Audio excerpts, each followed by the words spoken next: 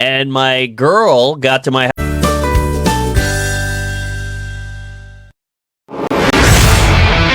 It's the best of Jim Norton and Sam Roberts. By the way, Mark said something to me. Yeah. I kind of was stalling, and I want to hear the story in the break, which I said, tell me on the air. All right, here it goes.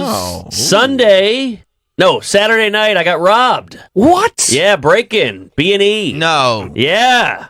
Now, in your place? In my New York West Village apartment where I thought I was safe. What floor do you live on? First floor. No one at the door. No doorman. But I got the good to buzzer. know. Yeah. I got the buzzer, like you can't get in, but they got in. Okay, so what Were you happened? home? I was not home, but I was home. I left my house at 8:30, and my girl got to my house at 11:30, and it was all ransacked. So Wow. it was a window of like 2 hours or Look, 3 good, hours. good thing she didn't go there while they were doing it. I know. But She probably ransacked it. She was probably looking for evidence that you're fucking other people. Probably her. yeah. Well, she took all my money, that whore. But they came in through the window. They did. wow. You didn't have Yeah. a window guard? I don't have a window guard. Did they break it, or did they just jimmy it open? They jimmied it open, ripped it right open all the way to the top of the window, and they stuck the blinds into the windowsill so it would stay, because I got a heavy-ass window. There's those old, heavy windows, and I don't know how, this guy must have been on PCP to get that thing straight open from outside. There's no lip, Like, You don't lock your window? I don't lock my window. I live in the West Village. My back window is towards like a little dumb yard alleyway that you can only get access to the alleyway through the front door. Wait, okay. So which was it, Oh, that I window? It was that window. They broke the other one. They tried to get through the one. I have two windows. They broke one in the kitchen, and they couldn't get through. They saw it was too difficult, so they went to the other window in the bedroom, and they opened that Well, one. they probably couldn't believe that there's an idiot who didn't have a window guard in a first floor apartment. I guess so, but they got all my. I keep a ton of cash in my apartment because I'm a comic. We get paid in cash, so I just throw it in this drawer. They got all of it. I don't more keep than $1,000. Way more. More than 2,000. Oh yeah. I don't keep Why any would you keep? cash in my Why apartment. wouldn't you just put it in a bank, right? I like cash around. I dabble. So do they. Burglars. Yeah, I know. I mean, it was such a score. The cops were like, "Oh my god, this is such a gift to the robbers." Did you have it hidden anywhere, or was it? It's in a drawer. He threw it in his drawer like Alex in Clockwork Orange. He had a snake and a bunch of watches. It was like that. I had a gun in there, the whole thing. You had a gun or no? That was a water pistol. What, But what else did they get? Your cash? cash, they just got the cash and bolted. I had a laptop, iPad, phone, camera, Zoom mic, all that's there. They didn't take any of that? No, and the cops like, this guy's a pro because they know that's traceable. He just when took a the burglar. cash. When they When a find that burglar much cash, finds- they're probably like, let's just Yeah. go. That's it. Yeah. The whole place was, that wasn't that rummaged through. They just got that cash. They were like, this is a score. Because it's a time-sensitive issue, so they got the cash and bolted. But it's very violating. Wow. It's that Sure. window is over my bed. So that means they stepped on my bed and got in. Here's what you do. Get window guards and new sheets. Aha! That's good. I need some new sheets anyway with the urine. But, I'm going to get a window. How much is that? I don't know. I don't know, but you're a little short on cash right now. That's good they didn't touch your computer or your iPad, because that's the stuff that's like the stuff you write that's on the computer. I know, but that's traceable. They could have plugged that in. We could have caught them. But So they are you probably gonna- are you just gonna- resold it. Yeah, that's true. Are you going to start putting money in the bank? Are you yeah. realizing, that maybe is that there are I'm going to buy a not safe. so great things? Might get a safe, but can't they just take the safe? It's hard if you bolt it in. They can, but that's a hard. I want to get one just to fireproof. I want to get a safe in my closet and not lock it, because it's just a fireproof for things like you know what I mean. Like it would be like certain paperwork. The title of your car, Yeah. stuff like that. Yeah, you want to have. Social Security, passport. Yeah, all that Yeah. shit. I want to put in a fireproof thing as opposed to, because I don't want them thinking there's cash in it. Like go ahead, open it. There's nothing in it. I mean, Right. I don't Yeah, really keep cash in the house. So That's much what we cash. do. We have a More have a than fireproof 3,000? box. Yeah. I was going to buy a car one day. I was saving up for a car. So you kept all this cash in a drawer? I bet it was Yeah. his girlfriend. I bet his girlfriend hired someone that she knows. Maybe. Oh yeah, she finds out that, or if you can only get to the window through the through the concourse or whatever, through the front door of the building. Yeah. Maybe it's just one of your neighbors that realize you're an idiot who keeps all their cash in a drawer. That's what the cop said. He's like, this could be an inside job. Because the way they knew, you have to go down a little trash area and Yeah. then go around an alleyway. Like, it's very elaborate. Do you think they And they saw wanted you to make putting it cash quick? in? Nobody knows. Well, now they know, but It's all gone, but nobody knows I have cash in there. It was more than 3,000. Yeah. There's no cameras? No cameras. The cop said I've been all over Manhattan. I've never seen a less cameraless block in my life. Wow. Which is like, God damn. So more than 3,500? Yeah. Not more than 4,000. Yeah. That's a lot. It's a lot of bombing in that drawer. Just a lot of sets over and over. So you were gonna go when you buy a car with cash. Yeah. You don't actually have to have the cash. That just means you're not taking a loan. Oh, I've seen Like that you on can write a movies. check. Like, can't Yeah, you you get don't go in with an attaché case with a handcuff? More than 5,000? Yeah. Oh, jeez. no. Not more than 10. No. Not more than 10. All right, so 6,000. In the area. Just 20s, hundreds, the whole 50s. Why did you keep that much in your drawer? Well, it just became a thing where I just throw it in over years. Throw it in. And it's good to great have would that cash be? around. Not that much. Not though. $6,000. I Yeah. might keep 1,000 or 2,000 maximum. Like never. Usually not even that much. Like first of all, most of them are the checks I get paid. Yeah. I always get paid Yeah. the check in case you lose it. It goes right in the bank. Yeah. Like I know we're all trying to save, but the more time to hold on to cash, dollar loses its value anyway. So it's like who cares? Just put it in the fucking bank. I know. And I have a savings account too. I could have just thrown it in. You throw it in, you wind up paying bills, but we're under the illusion that if we save it here, in the Yes. bank, it's saved too. Yeah. But course you it like is. that. It's a primal thing. You throw it under the mattress. But you don't need it. You can also for fire. Even like I'm not worried about being broken into. Yeah. because I got cameras. I got a camera in my front door. Uh-huh. But I worry about fucking a fucking fire. Yeah. Plus, Don't your go to money's Malibu. not making money if it's in a drawer. True. Well, that Although, guy- as a matter of fact, not only is your money not making money if it's in a drawer, but it's just a big sign for any robbers to go in and go, hey, this could be a real quick trip. Yeah. Yeah. Let's look up How window great is guards. How it? much do they cost? Yeah. What's that? How great is it for a burglar I to know. go into a place like that and find just Jackpot. because cash is just cash. If you steal a computer, even if you sell it, you're not going to sell it for the cost of a computer. You're going to sell it for a couple $100 Ah, just to move you're it right. quick. God If you find damn it. cash, you get the whole cash. Yeah. Fuck. You're Especially right. that much? My God. They're probably going to go buy a car with it. Yeah. Oh, shit, you're right. That's been fucking snorted already. I know. And you yeah. walk around your neighborhood after, and I was just like, was it that guy? Was it that guy? You start just getting paranoid and angry. Sure. Well, yeah, you better look at your building and look at anybody who all of a sudden is wearing fancy new shoes or whatever. Take it back. Who would know that you left? Because it was Yeah. such a crazy window. Well, if you look in the window, though, you could see. Right. It also could have been a delivery guy who had access. It Right. could have been somebody who just rang every bell. If somebody's waiting for a delivery, all of a sudden it doesn't come. Well, the cops came in. This whole thing is 4 a.m, 5 a.m. All these cops were talking, and the guy did the prints, and he's like, "We got to print." So they went back to the lab. So who knows? Oh, they got a print? He's like, "I got to print." So From I what? bet well, he dusted the drawer opening like with a handle, and then they put a coffee table in front of the front door in case I came in. They would hear it hit. So the coffee Wow. table was all touched Oh, wait, they put a coffee table? in front of my door, in front of my front door, in case I came in during the robbery. Well, at least that means they wanted to get out. Was it easy for them to get right back out the Right window? back out the window. How cold was it when you got home? I don't know, 40. No, but I mean with the window broken. Oh, it's and we had to sit there because we couldn't touch anything. So we're sitting in the cold watching the new Coen Brothers movie in a coat. Do you have a new window? No, the window is not broken. At It was least just they up. broke the kitchen window. They pushed it in like the frame. So the window frame is pushed in like 6 inches. So I just shut that. When are you going to get they window really doors? were. I'm going to do it today.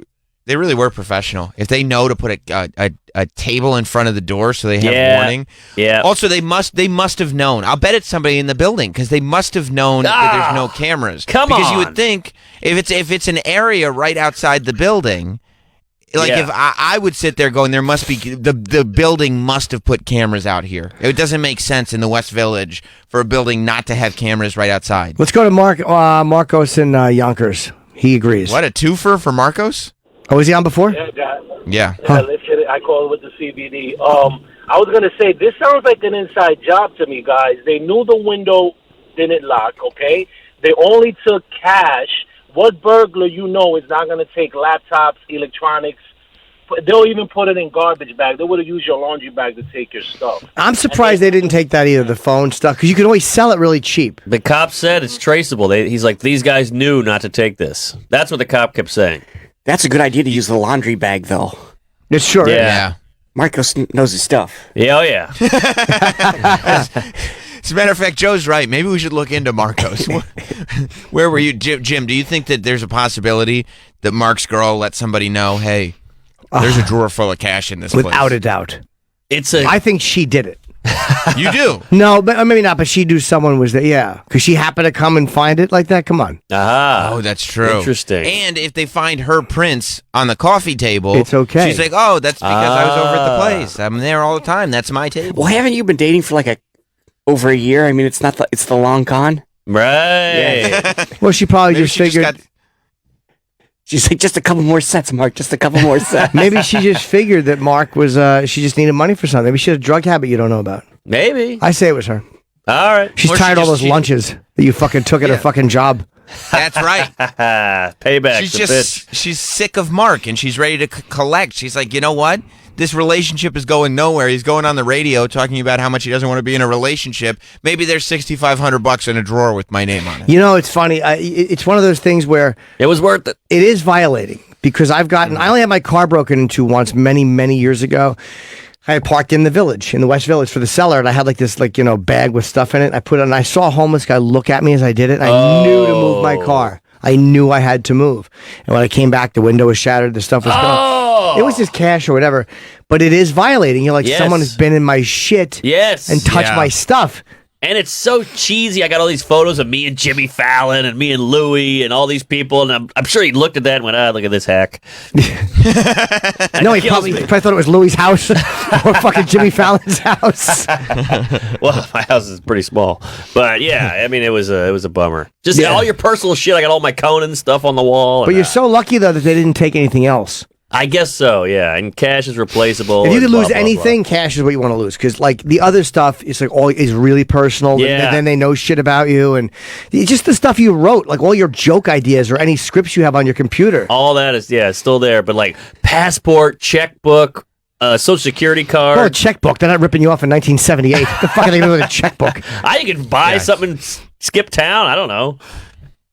Just stick little Pan Am stickers on the corner of Mark's checkbook. I don't know Like, if this catch is me true if or you not. can. Shane in New York. I want to ask if this is true. I don't know if this is true. Yeah, so apartment complexes in New York City have to offer residents, as long as you're renting, Mark, they have to offer you window guards, no matter what floor you're on. By law, they have to offer them to you. And if they've not offered them to you, they're liable for it. Ooh. You might want to inquire about that. Well, and get your Information I could have used yesterday. Yeah. Let me ask you this. I'm paying a mortgage. Does that change things? That's not No, renting. that means you've purchased the apartment. Yeah. I mean, I'm aware of that, but does that mean Wow, that could have been a couple of months' payment too that they took. Yeah, Imagine all that it money was. into your mortgage. Yeah. Well, did you have any You got your It just made him feel worse. Sorry. Fuck me. in the $6,500 towards the mortgage, man, towards the principal. That would have shaved a couple years off. Yep. Did you have any documentation of the fact that you had $6,500 in a drawer? Because it's not like you could just go to an insurance company and say, yeah, there was $6,000 in that drawer, and they'll be like, okay, Mark, sure there was. Yeah, I have no. Who keeps that on the books? Well, do you have homeowners insurance? I think I have You to, have right? to. Oh, okay. All right, that's something. There you go. Sure. Yeah, but you have to convince an insurance company that you had $6,500 in a Doesn't drawer. cover cash, I'm sure. No. Or No, maybe it of might course cover not. some. Who knows? I mean, because if they catch you with insurance fraud, you might be able to prove it. Here's how you might be able to prove it. All right. You have to have receipts from these gigs on how much you've gotten paid. They all have to have a fucking. They're going to declare you at the end of the year anyway. The seller has that shit, right? Yeah, 'Cause they'll that's mail it to The you. supposed seller from does, the seller. but also you But have. then they have to believe that he hasn't spent any. Yeah, you do, but I mean, then you have bank statements that will show that money didn't go in. If you, I mean, so it's a process, but you might be able to get some of that back. Interesting. Okay. You're supposed to video and make little videos of everything in your apartment, so there's documentation in case, God forbid, if there's a fire, if there's any of this Right. stuff. There's a video or some kind of photographic evidence Of you This is enjoying the it. stuff. That I, Me just well, throwing money around. But who does that? I mean, real, who's sitting around their apartment videoing their shit? I don't know who's got $6,500 just sitting in a drawer. Yeah, well, not me anymore. Fuck. God, that's a lot of cash. Oh, it's a lot of money, Mark. I was so A lot proud of myself, money. too. I'd pull that drawer open every now and then. I'd look in and go, yeah, you did that, you son of a bitch. Good for you. And then I'd jerk off. Yeah. Well, There is something nice, like if the bottom falls out. Yes. If I lose everything, I still got my cash drawer. Mm-hmm. I get that. You I got to get the skip town feeling. in a hurry. Exactly. Yeah. yeah, too bad you could have put it somewhere, hidden it somewhere in your apartment, I too. know. Then again, they would have just ransacked the apartment more. The first thing they probably do is check by the drawers. And so when they saw cash, they were probably like, let's just go. That's What of else course. are we gonna get? That's totally what it was. Because you don't want to get busted while you have a few $1,000 in cash in your pocket. Like they probably like, Right, why right. stick around and chance it when we get shit? Yeah, it was a you don't lot think- of cash. You don't think they could convince the police? Like, no, officer, we didn't steal anything. I actually had $6,500 in my pocket before we got here. No, cops would never believe that shit. No. Or my drawer. Yeah. Exactly, yeah, because what's the alternative is also as unbelievable. Yeah, I so think you're you're saying that of the money? Yeah, Mark, I'm saying I think you're out. I think you. There's not much you can do about that. It just sucks. Yeah, it sucks. I learned a lesson. Just be grateful they didn't take your electronic shit. But here's the thing. You think I don't know. You could have bought it back for less than $6,500. That's true. 200. the guys will never come back, you don't think, huh? I mean, they're not that stupid like, oh, he'll put more cash in. Because I'm just worried about, I just want to sleep soundly. You know, it's my bedroom window. Put a. Do you have a? What kind of shade or blinds did you have in front of it? Just the classic shitty white blinds. No, that's it. They can see when you're home, when you're not home. Ah. Here's what you get: a window guard. And Yeah. the fact is, as a comic, you sleep during the day. How do you not have room darkening curtains anyway? Yeah, that's a good point. Get room darkening drapes and put them and keep them closed always. Uh-huh. It Well, gets unless so you- hot. I like a good breeze coming in. Well, no, when you're there and it's open, you Uh-huh. fucking do. Of course. All right. But I mean, when you leave the house, you have the Plus, window if you guard. still had that $6,500, you could get AC in your place. I got an AC unit. So you open your window for the breeze when there's no window guard. Yeah. Well, I live in the back of the building, so I figured no one will ever get here. Yeah. You know, Do you like, think that's in and- hindsight? Do you think that that's true? well, obviously not, but there's a 15-foot drop or maybe 12-foot between my window and the cement. So you'd have to scale that wall. So they scaled Wow. the wall. Yeah. How'd they get back up? What do you mean? Wait a minute. Dude, they knew that there was $6,500 in that apartment. You think there's no so? way there's no way they're scaling a wall Oh, fuck. and putting me. a coffee table in front of the door and going through this whole rigmarole unless they know there's something in there. Did any other apartment get broken into in the building? Yes. Oh, really? I don't know if it Oh, was that that's- night, though, but Oh. the second floor got broken into. I just heard. The second floor. Yeah. Now, how is that height? Like second floor height, or is it Is it lower? Is it lower and easier to get to? Second floor height. Oh, it is. Okay. So that was like up the stairs in the apartment job, I assume. Maybe they just left the door unlocked. Oh, okay. That stinks. I have a theory. It could be the exterminator. Because I got a guy who comes in once a month and does like, hey, you need anything? And he just sprays some jizz on the fucking He corners. has total access. He may Yeah, have that's seen, not a bad theory. He may have seen that money in the drawer. He might have. And obviously, if you're an exterminator and you're on the clock, you really can't just take $6,500 Yeah. bucks because again, it's you. No way. They'll know it's him. Yeah.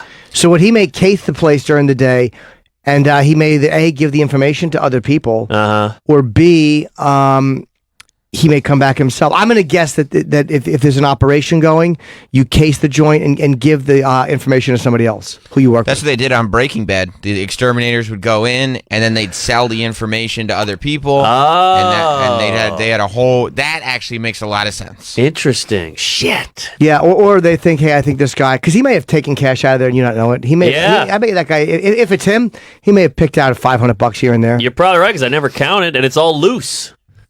Oh, easy pickings. Easy peasy, Japanese. God damn that bug killing. Wait, cunt. you let it? You had cash in your drawer and you let an exterminator in your house? I mean, I'm sitting on the. Oh, you're there, okay. I'm there. Yeah, he doesn't have a key. Oh, okay. So maybe it wasn't him. I mean, and he probably wouldn't look in your drawer while you're home. Although he may have opened it and peeked in. It's in the next room. Yeah, I mean, I would never know. He may have just taken a quick peekaroo. Yeah, I think You he let peeked. him. You let him in the money room without keeping an eye on him? Well, I'm sitting on the couch. It's 5 feet away. He's squirting and squitching and all this all over the apartment. I've had guys in there when I wasn't there, but usually it's multiple, like when they're doing construction, and anything valuable I put in a certain, it's like you have to. You don't have $6,500 in a drawer. No, I don't. Jim? No. Why would you? God, I feel so raped. Yeah. It's violating. It is. If somebody was in your area. But, and you never want to say this about the victim, but you were kind of asking for it, Mark, with $6,500 in a drawer. It was just not well. You always expect your place to be safe. Yeah. But, boy, they fucked you good. They got fucked him, you Jim. good. They really did. Who else has been in your place? What kind of repairs? Nothing. No repairs. It's a shithole. I've had comics over there, but it's all guys we know, and no one's looking in drawers and shit. You never know. You're in the shower. Somebody's peeking through your shit. Yeah, I don't shower. I go through people's drawers. Oh, Sure. fuck. While they're wearing them. Joe, you don't keep that kind of money around, do Good you? Lord, no. I figure if I keep it in the bank, if the bank goes bust and the FDIC is bust, well, then that money's not going to be worth a lot anyway. Because things have really gone south. Yep. Yeah, that's true. I mean, if the banks go down, then the value of money itself will go down. Yeah, we'll You be have to just trading in buy soup money cans. money and cigarettes. I mean, bullets and cigarettes is going to be the only currency. Have you ever been robbed, Sam or Joe? Either of you guys ever lose anything to a robbery? In my apartment. Well, when I was in Syracuse, my car did get broken into, like yours, Jim. Although I didn't have anything in it, but I think maybe I left it unlocked or something because I remember I was walking to my car. It was early in the morning because I was going to see Scorch at a Naked Militia, and there's like I guess I had a pair of sneakers in the trunk because there was a shoe. But you're not a sneak. No, I'm not, Jim. What? I was saying hit the bomb button there. Oh. Oh, yeah, hit this one. Don't you come in my hand, you cocksucker. I'll rip it off. I love Mulan. there was a shoe like in the parking lot, and I was like, oh, I think I just bought a shoe like this, and then I looked up and I realized that all my shit from my car was just thrown all over the place. And it felt like shit, but I think it was just probably some drunk frat guys or something that just messed with all my shit. Although my serious thing, that's when you had the radio, like that you bought separately and just plugged into your car. This is after the screw-in. It's serious. You used to have to screw into your dashboard. This one you clipped on to like the AC. That's vent. right. Yeah. Fuck. And somebody did tear the Sirius radio off. It was a cheap one. But Well, you'd clip it to the AC, the old XM units, and would you have to plug it into the car? It was a whole fucking thing. yeah, you'd have to use like a cassette tape adapter. Oh my God, that's right. And plug it in that way. But probably the most recent time, and the time that really felt shitty, was when my wife's bike got stolen out of our indoor apartment parking lot garage. The bike? So you know it was bike. somebody in the building. Not only do we know it was somebody in the building, but then, so her bike gets stolen, and it was, and we were looking around. Clearly it was somebody in the building. She got one of those old lady shopping push cart things, like the foldable thing on wheels for Christmas one year. Those are gold out here. Well, she puts it in the garage, like she just props it up on her car, so that way if she goes out or whatever, she can use it. And within 24 hours, somebody had stolen that too. And we were like, what the fuck's going on? And she put signs up in the building, and she called the police, and she complained about it. And a year or so later, this old lady, she goes, did they ever tell you about your wife's bike? And we're like, no. And she goes, everybody knows who took it. Everybody knows. Wow. There's no evidence, but there's one there was at the time. I don't live in the building anymore, but there was one psychotic woman that would just steal all the time. Somebody dropped off a fridge once to the building, and she signed for it and had them wheel it into her apartment. Oh, that wow! Believe all women. Oh, good Lord. But we never got the bike back. You never got and did no, you confront this whore? What happened? Gotta go talk to this How old was skank. She was like I guess a middle-aged woman. She wasn't too old. But was she mentally ill?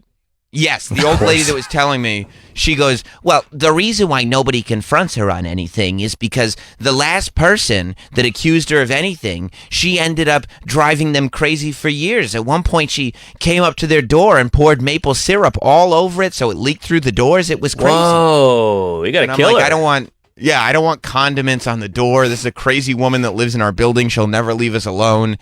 Let's just move the fuck out. Damn. It's time anyway. Yeah. There's a schizophrenic guy living under us. There's a crazy kleptomaniac syrup thrower, across the hall. Like, let's just get the hell out of here. Who the fuck needs that? Yeah. Some crazy bitch. Yeah. Ugh. And she wasn't even the schizophrenic. Remember, there was the schizophrenic guy that lived under me. Yeah. He sang, and then he would shout through the vents, I know you're trying to kill me. Fuck you. I know you're trying to kill me. Whoa. And I'm like, we gotta... Once we had a kid, I'm like, we can't do this. We got to get out of here. Jason in South Carolina has something to let Mark know. Ah, fuck.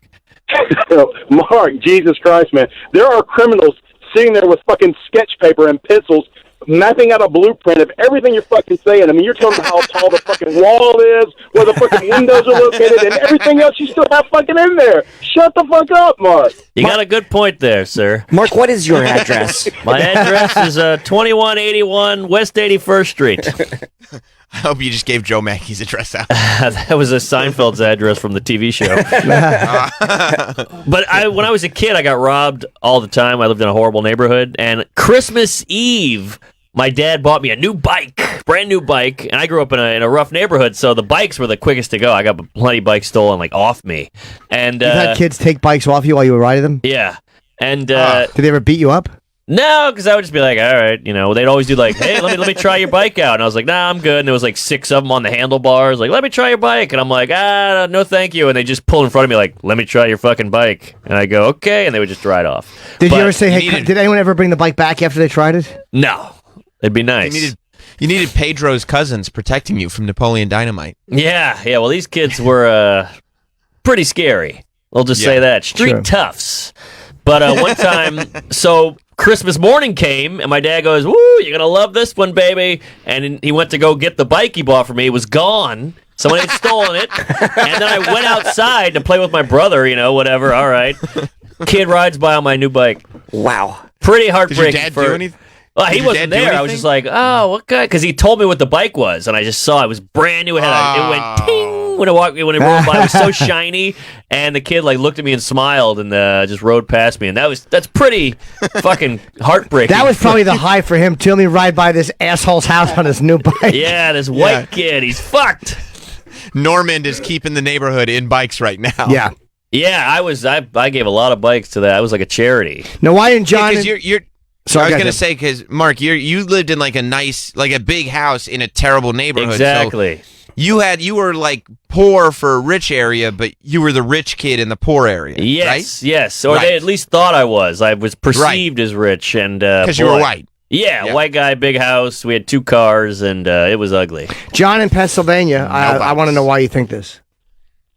Hey, I don't think it was the exterminator. Those guys are used to being in strange places. They never know if they're on any kind of camera. Uh-huh. I've had stuff stolen from me plenty. It's always somebody you know. It's always somebody you trust, you care about. It's a family member, a friend. People are scumbags. It's your friend. No. Your best friend stole that money. You went in the bathroom. He went in, took that money. Mark wasn't. No, Mark's house got broken into. He was out doing a gig. Yeah. I think the girlfriend had someone do it. That's my opinion. I wouldn't be shocked at all. Somebody knew. Check her text either messages. The exterminator all or right. it's the girl. Check her text messages. I will. Does she have Snapchat? Yes. Yeah, see, people are very fucking shady on Snapchat. Interesting. Yeah, because it disappears, right? That's right. So she might have told someone, all right, I'm home, or don't do it, or now the guy might have just done. It was such a window, too. I was gone for 2 hours, something like that. And then he got in, got out. And she happened to show up earlier. Yeah, she did. And you know what? They probably knew that they only had a certain window. That's why they went to the trouble of putting that coffee table in front of the door, because they knew you were coming home. Yeah. Can I just say this, though? A nice shout out to the New York's finest. These guys were so nice, so helpful. They stayed in my apartment for 8 hours, asking questions, fingerprinting, casing the joint. They went up, down. They looked for cameras. They were so nice. They did their jobs. That's great. They really did. They were cordial. They didn't look at it like, who cares? They didn't. As a kid, it was always like, what are you going to do, Whitey? And they would leave. But here, it was like night and day. They were like, let me check up here. They went up and down every floor. They waited for the fingerprint guy with me. They watched the show with me. We chatted. It was great. That's good. Awesome. That's great. Maybe the fingerprint will, it's probably somebody who has a record. No one breaks in like that. I hope. God, I hope. That wasn't their first rodeo. No. They knew exactly. I bet it's one of the comics that you've had over your house. Tell me who you've had over your house. Oh, jeez. Tell me some comedians. Joe List, Ari. No, not either one of those guys. I don't think so either. I haven't had a lot of many people on. I'm pretty, antisocial. It's the girlfriend. If you find your girlfriend's fingerprint on the table and it's in like a weird spot, are you going to be able to pass it off as saying, oh, I'm sure she just touched the table at some point, or somewhere in your belly are you going to know there's only one reason why her fingerprint would be on that side of the table? Yeah, I always think the worst. I'm a cynical guy. I'm paranoid. So yeah, I'll never overlook anything. It'll always be in the back of my anal. I don't think that she did it because I think she had someone do it. I don't think she actually did it because she wouldn't move the coffee table. She probably said, all right, he's doing sets. He'll be gone between this and that. So the guy who has probably done that before, he knew exactly what drawer to go to. And he might have peeked around a little. That's why he moved the coffee table. They must have looked around in the other room real quick for something easy to grab. Yeah. For jewelry or something that's out. But they probably knew they had a quick window. Whoever is the equivalent, whoever is Mark's girlfriend's James Woods in Casino. That's right. Lester. Whoever your girlfriend's Lester Diamond is. That was his name, right? Yep, yeah. Lester Diamond. Whoever. Yeah, that's who did it. He looks that's like Ray what she's Ellen. looking out for. Exactly. Lester Diamond. I had a camera also, like a regular, like a 10 megapixel or whatever camera taken out of my garage when I lived on 43rd Street. It was in my trunk in my car, so I think I knew who it was because this one scumbag guy who worked there actually got in trouble years later for ripping people's cars off. So he's the guy that took my camera. Yeah. But years later you couldn't prove it. Fuck me, this is mind-boggling. Yeah, I said the girlfriend. Just remember that. I got it. Yeah, there's no way. All these details. Sorry. Trying to solve the case. I don't even know her. I've never met his girlfriend. But your brain just goes, could it be him? Could it be that guy? And it's just going all over the place. What do you think? What's your first thought?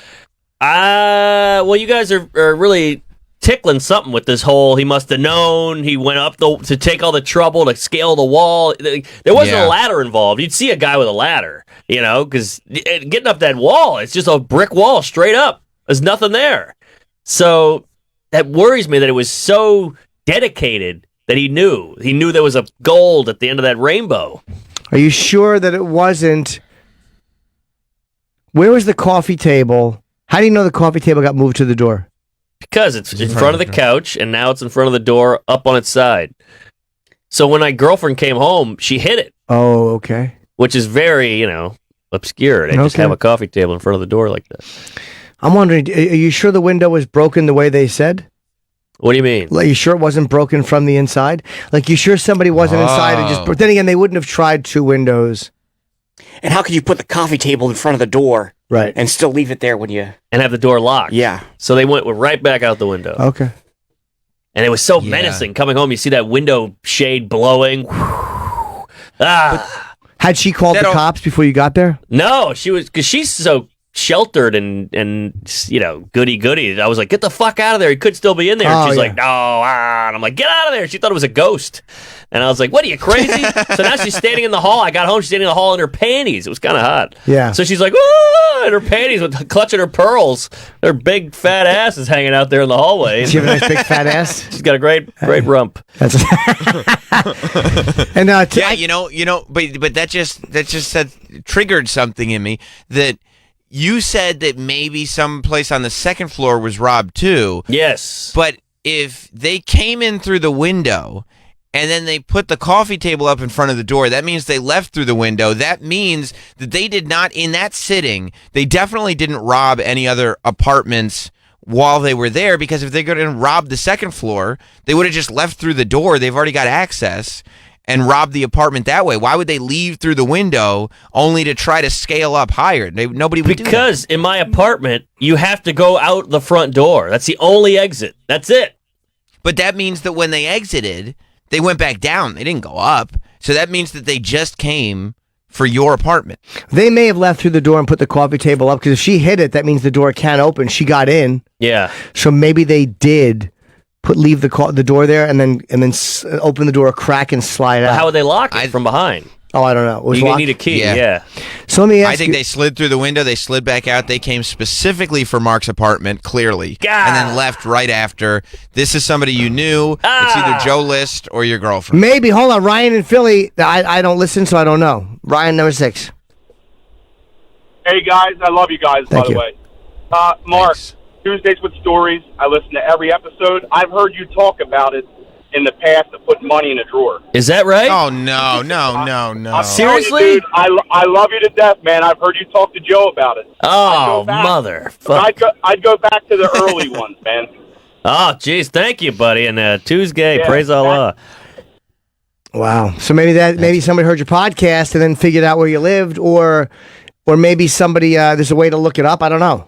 Oh, well, it's not too hard. I mean, if they live in New York, all they got to do is go to the cellar. Yeah. Go see Mark Norman perform. They know they're going to get their money back. They might as well pay for a ticket. They're going to steal it all back from him anyway. I mean, that is pretty elaborate. To get in the apartment, to know where that alleyway is, to know which apartment is mine. True. All they have to do is follow you home. I know, but once I go in the building, they don't know what door on. It's 100 units in there. That's true. Oh, okay. But so I then mean, it's probably somebody you know then. Somebody It's not knew just because they went down that thing. Then maybe there was a ladder involved. Yeah, maybe. Could have been. If they moved that quickly and just hit your apartment, they could have easily done it with a ladder. Can they get to your window without going through the building? No, I mean, they could, but it'd be you'd have to go through another building in another street, go back, because it's back to back. So they'd have to go through another building to get to my courtyardy backyard thing, and then jump a fence, and then they're back there. So it's a whole thing. They could, I guess, technically. So but it's a whole somebody would thing. have to go through the building probably. It might have just been a Probably. delivery guy. It might have just been one of those things where they fucking get in and they walk around and they look for windows that have no window guard. Yeah, I mean, could it be luck where they got No in, way. saw a drawer, opened it, there's money in it? It's literally the first drawer by the window. That might be the No. first thing they do too, by the way. If it's by the bed, the first thing a good criminal does, I'm sure, is open the drawers by the bed because people think their stuff is safe. Yeah. This seems way too by the book, like professional criminal job where they came in with a mission, they got in, they got out. It's kind of a complicated window to get in. There was reasoning behind this. Whoever did it, they knew exactly what they were doing. There's no way that they just found a random apartment and then found a fun lottery drawer. Right. No way. I don't know. They knew. I'm up in the. I think Sam might be right, but again, if it's right, if it was somewhere hard to find, like up in the closet in a shoebox, Yes. But the fact that it's in your drawer right there, they may have jumped in, and maybe the first thing they do is check the drawers, and like they probably like, holy fuck, a drawer full of cash. Yes. Now I'm greedy. They may have peeked around in the living room just to find more, and then said, "Fuck it, let's go." Yeah. His girlfriend said he'd be home soon. Let's go. Because the chest of drawers, it's like this Thanks, old... Nana. Who the fuck says chest of drawers? Well, I'm trying to describe. I don't know how else to describe Dresser. it. Hero. It's not even a dresser. It's got two drawers and like a swinging door part. It's like a complicated little neo. Right. What do you call that? A mid-century modern. I'm a big furniture cunt. Sure. And so, but they swung the door open. They scrounged through that. All the shit's on the floor. Then they opened the first drawer, second drawer, cash. So they did go through other areas. So they were looking. It wasn't like they knew that drawer. Right. That's why I'm like, oh, okay. That's interesting. They found something. It wasn't like, oh, I know exactly where it is. Maybe they were looking for the money drawer. Or where's the money? We know there's money in here somewhere. Yeah. Yeah. Gosh, shit. So this podcast fan, that makes me fucking nervous. Why? He's probably the one that robbed you and was trying to get credit for it. He's tired of these guys saying it's the girlfriend. Well, that's what sucks about being a comic, because they're always like, don't tell people when you're away. But every time we're away, we're like, we're going to be working in Buffalo. Come on out. Yeah. Yeah, I'll be gone You've for got 3 to tell days. the world. I love living in a doorman building. I love it for that reason, because it's just, I mean, people can rob you or commit rapes in those buildings. It's just harder because there's cameras everywhere. Yeah. And they know there's cameras everywhere, and there's fucking a guy at the door you have to go through twice. Like I used to live in a Trump building, and they would have security walk up deliveries. Oh, like wow. when you were having a food delivered. They want sometimes it'd be a few minutes because they had to get security to walk the guy up. Yeah. I don't have that now, but I still have the fucking door guys and cameras. Well, yeah. Wow. At my girlfriend's place, sometimes someone will just hit the buzzer, and she's like, "I don't have a delivery coming." Yeah. It's like, you don't know who's there at The cop said that. He just hit a bunch of buzzes and somebody let him in. He's like, oh, it's fucking midnight. Let this guy in. Who cares? Yeah, somebody might let you in just thinking, or somebody's expecting somebody. There's probably always somebody expecting someone. Right. Especially at 9 o'clock at night. How often do you order food at midnight? A lot of people do that. Yeah, people do that. Yeah. Fucking That's when you potheads. wish you had one of those angry white women at your door that wouldn't let people in. Maybe that, what's her name, Hallway Hillary was on. That's right. I would love that. Protecting. Now, Dr. exactly. Steve, who I love, is calling in and saying, get an Amazon Cloud Cam. It's a fisheye lens. By the time they figure out they're being filmed, they're already busted. What does Dr. that mean? Steve's calling in? Well, he texted me. Yeah, I was cloud about to cam. say, You put the camera Sternless. up, and it will. Sometimes you can insert it into the rectum, and it will see a fissure. We'll see like a hemorrhoid or whatever's causing the bleeding. That's pretty good. If Dr. Steve is listening this morning, I guess is Stern off today? He's been texting me for a while. I guess he's off Stern's this week. doctor. Yeah, Dr. Steve is finally paying attention to this show again. Oh, cool. That's great. I love that. He Makes goes him to Mark feel good directly. again. He doesn't go through the number you're supposed to call. Oh, yeah. He's cured my chlamydia like 7 times. He cured mine too. He stopped fucking me. Go on now. Seems like a doctor wouldn't have it, but yeah. Yeah. This is what I have. Can you see right there? That's the inside of my hallway. That's my front door. That's fucking awesome. I see everybody that walks in and out of my apartment. Wow. How much does that set you back? Is that I honestly expensive? don't remember because I had my apartment wired for just hardwired, and I had my terrace. I have a terrace. I also have a camera on there in case anybody jumps down. I can see it. Whoa. I was more afraid of lawsuits, like somebody would jump down and break their leg, because people do that shit all the time, and then they sue you if they fuck up in your house. Right. And it was just to I be. love that you thought some ninja from Wait, the people floor above you. Yeah, right. Hey, look, it happened to Jump Mark. onto your terrace. No, it's a public area above me, not a floor above me. Oh, okay. Wow. Yeah, you are paranoid. I'm just careful, man. It's like that shit happens. I never take, because I don't have window guards. I'm high up, Yeah. but it doesn't mean somebody can't get in. And if it's somebody from the building, look, people come in, they see a camera, or they know you have cameras. My camera's hidden. They don't know where it is. But if people know that you have a camera, they're not going to fuck around even if they work in the building. Yeah. Yeah, that's the Holy first hell. thing we did when we moved into a place. We got a wonderful security system to go with it. You did, right? Absolutely. Before we even moved in, we were like, let's get the burglar alarm people, let's get the cameras, whole security system there. 100%. Joe and God damn it, Joe, question. Oh, fuck. Good question, Joe. Okay, if your girlfriend came home and hit the coffee table and then called the cops, why was she in her underwear? No. She came home, sat down on the couch, got comfortable, texted me, what's up with this coffee table? It's right in front of the door. And I said, get the fuck out of there. So she was like hanging out in the apartment. Hang on. Why? Wait. The bedroom window was Mark. open? Yeah.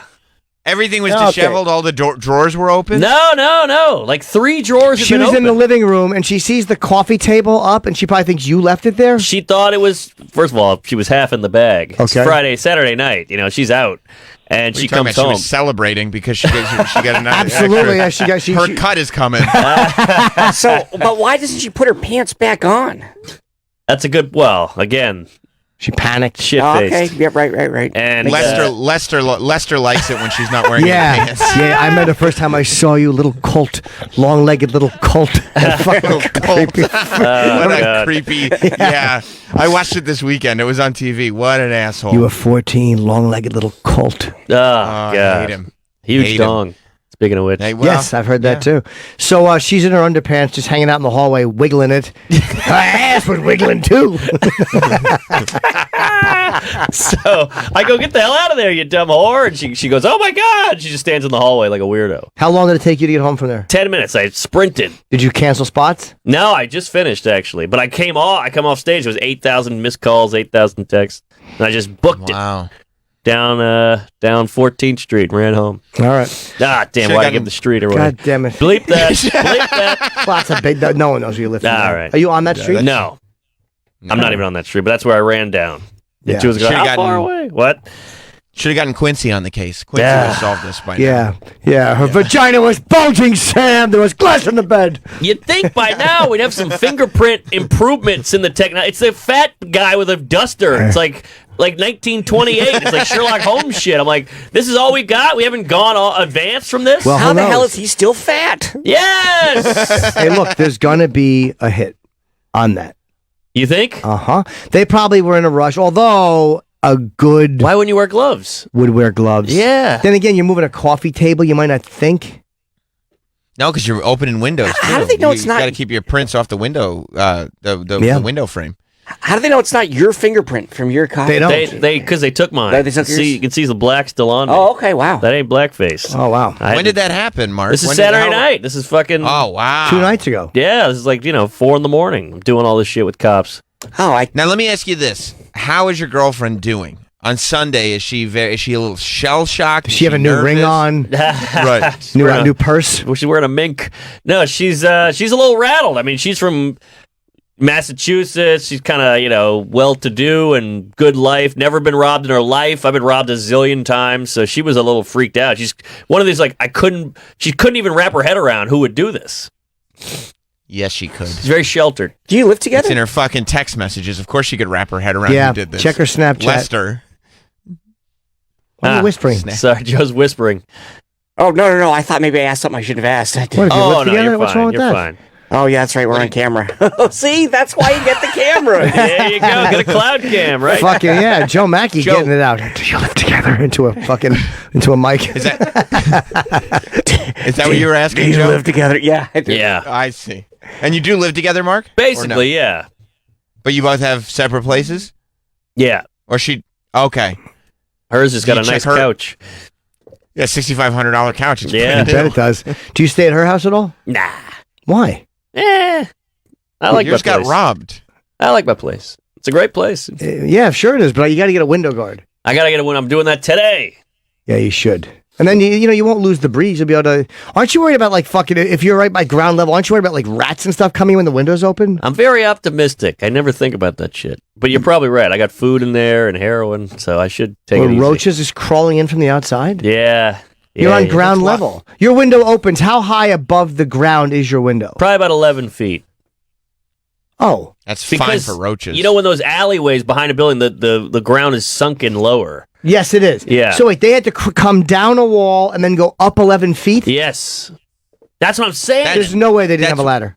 They must have. And that's That why window is heavy as shit, too. You can't just be scaling and open that window. Because if you're down, and I know what you mean, it's like a concrete area that goes down. Yes. You could probably not be seen by a lot of other windows at night. Yeah. So they may have just brought a ladder.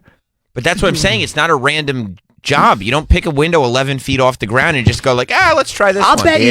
bet you that in New York, I'll bet you more people have no window guards in little alleys like that because they feel safe. I feel safe. I'll bet you that people feel that way. Yes, you certainly shouldn't. Now I don't, but they must have had a ladder because how the fuck else would they get down that wall and then back up and get up to your window? Or it was 2 guys. It was 2 guys, but how would they still like do a it? hike, like a huh? I guess. We're 2 guys who just robbed Mark Norman's apartment. Yeah. 2 guys with a van. It's probably John and Jeff. But I hope they call in. Yeah, please call in, robbers. Here's the thing. I talked to the cop. I was like, this is crazy. Do you see a lot of this? He goes, oh, yeah. Meat packing, Tribeca. This is multiple a night they get this shit. So that made me feel a little better. Because probably a lot of people live in those areas are probably people with money. And like your girlfriend, they see the better nature of people. They haven't experienced this. They're like, oh, who's going to rob me? Yeah. Say there's people that look for places to rob. That's their job. Yeah, I guess so. And Christopher Street's a lot of characters over there. And that's close. And you know the people who get robbed, you know what the criminals call them? Marks. That's right. Marks. You're an easy mark. God damn it. We'll be back with more Best of Jim Norm. We'll be back with Best of. We'll be back with more Best of Jim Roberts. We'll be back with more Best of Jim Norton and Sam Roberts. Have you ever heard of Barstool Sports? Find out why everybody's talking about Barstool Sports. Hear ye, Barstool hath arrived. These guys are very edgy. They're banned from media days. Barstool say it as is rhetoric. Barstool's turned internet culture on its head. I saw just how powerful its audience is. 12 million followers. The more you hate us, it's like fuel to kind of build us. Barstool Radio, the exclusive channel for Barstool Sports. Sirius XM Channel 85 on the Sirius XM app and on connected devices and smart speakers.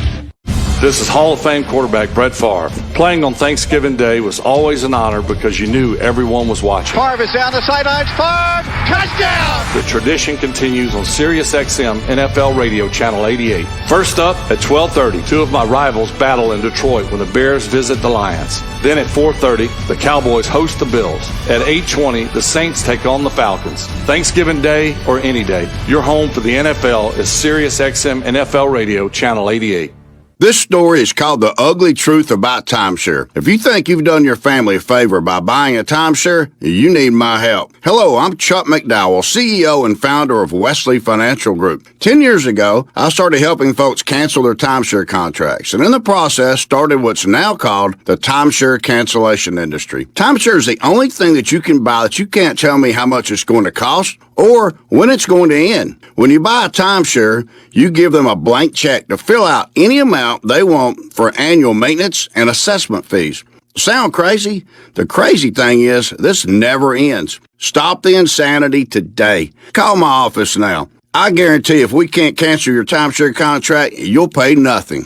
Were you lied to when buying a timeshare and want out? Get the facts about timeshare cancellation. Call Wesley now for your free information kit. 800-771-9393. 800-771-9393. 800-771-9393. Are you a business owner who needs working capital to help grow and support your business? Do you know where the money is going to come from? Have you been turned down from a local bank? If you need working capital and need it now, call Capitus. We provide up to $1 million in alternative financing to retailers, restaurants, hotels, and hundreds of different types of businesses. Unlike getting financing through a bank, our unique financing services are very flexible, with repayment plans customized to meet your needs. Our underwriting is extremely fast, allowing approval in as little as 1 day. It's totally stress-free. If you've been in business for at least a year, have an annual revenue of $150,000 or more with a minimum credit score of 550, pick up the phone and call now for a free no-obligation consultation to see what you qualify for. Dial 800-950-3788. 800-950-3788. That's 800-950-3788.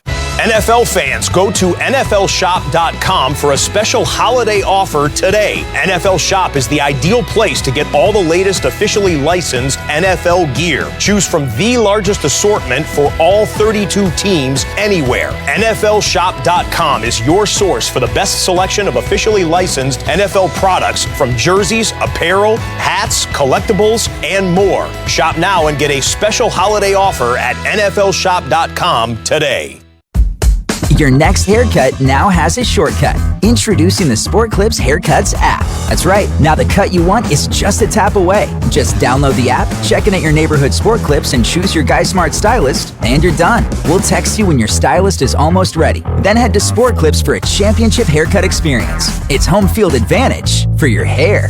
No appointment needed. Just download the Sport Clips app and check in. And don't forget a beard trim. Sport Clips. You choose the cut, we cut the weight. When you start losing weight, like say 15 pounds, people don't know how to respond to have you been dieting or did Charlie Sheen bleed in your mouth?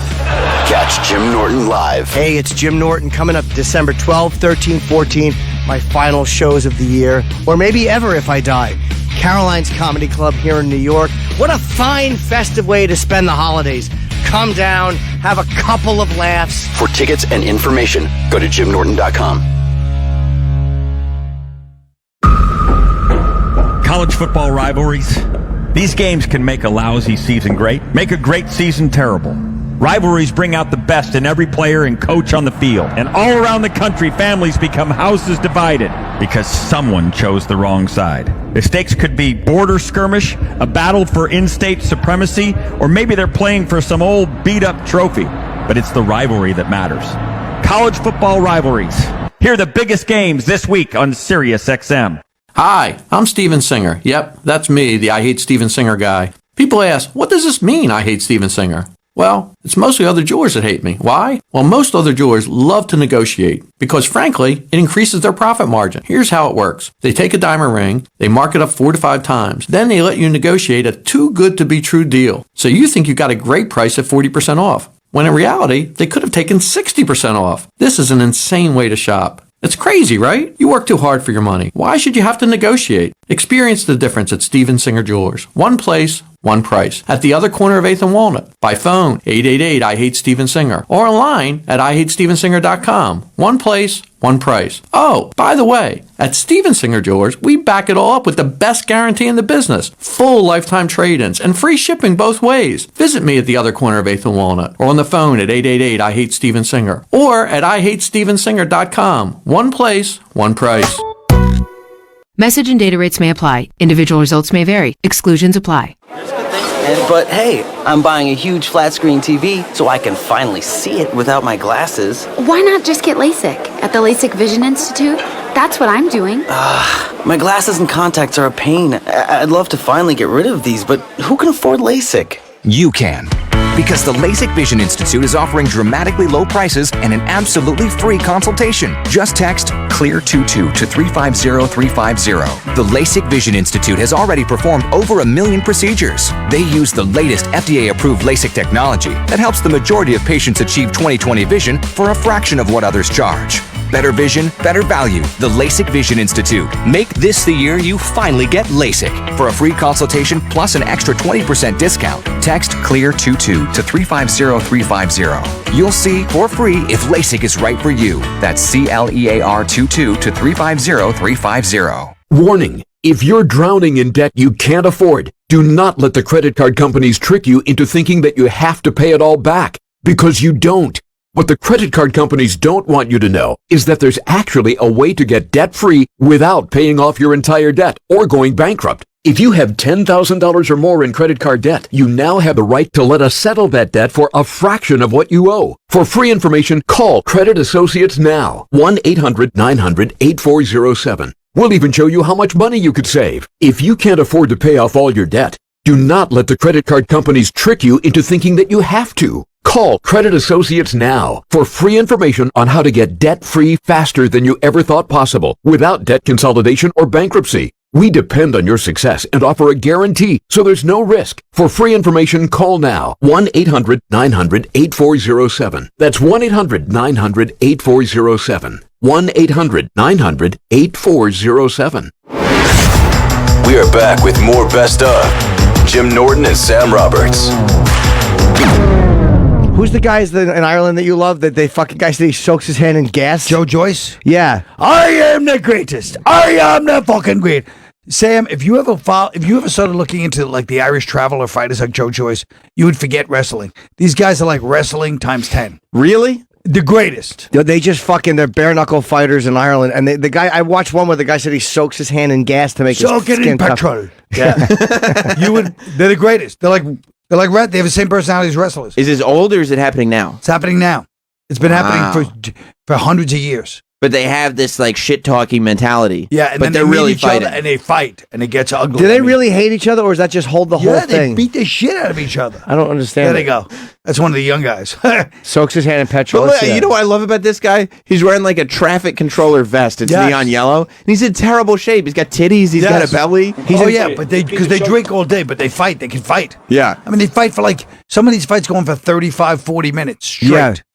You know how impossible it is to fight for 35 minutes? That's like old and they drink, school- they smoke. Yeah. That's like carny boxing. That's what it is. Yeah. That's where it all started. This Wait. guy, Joe Joyce, he's the real king.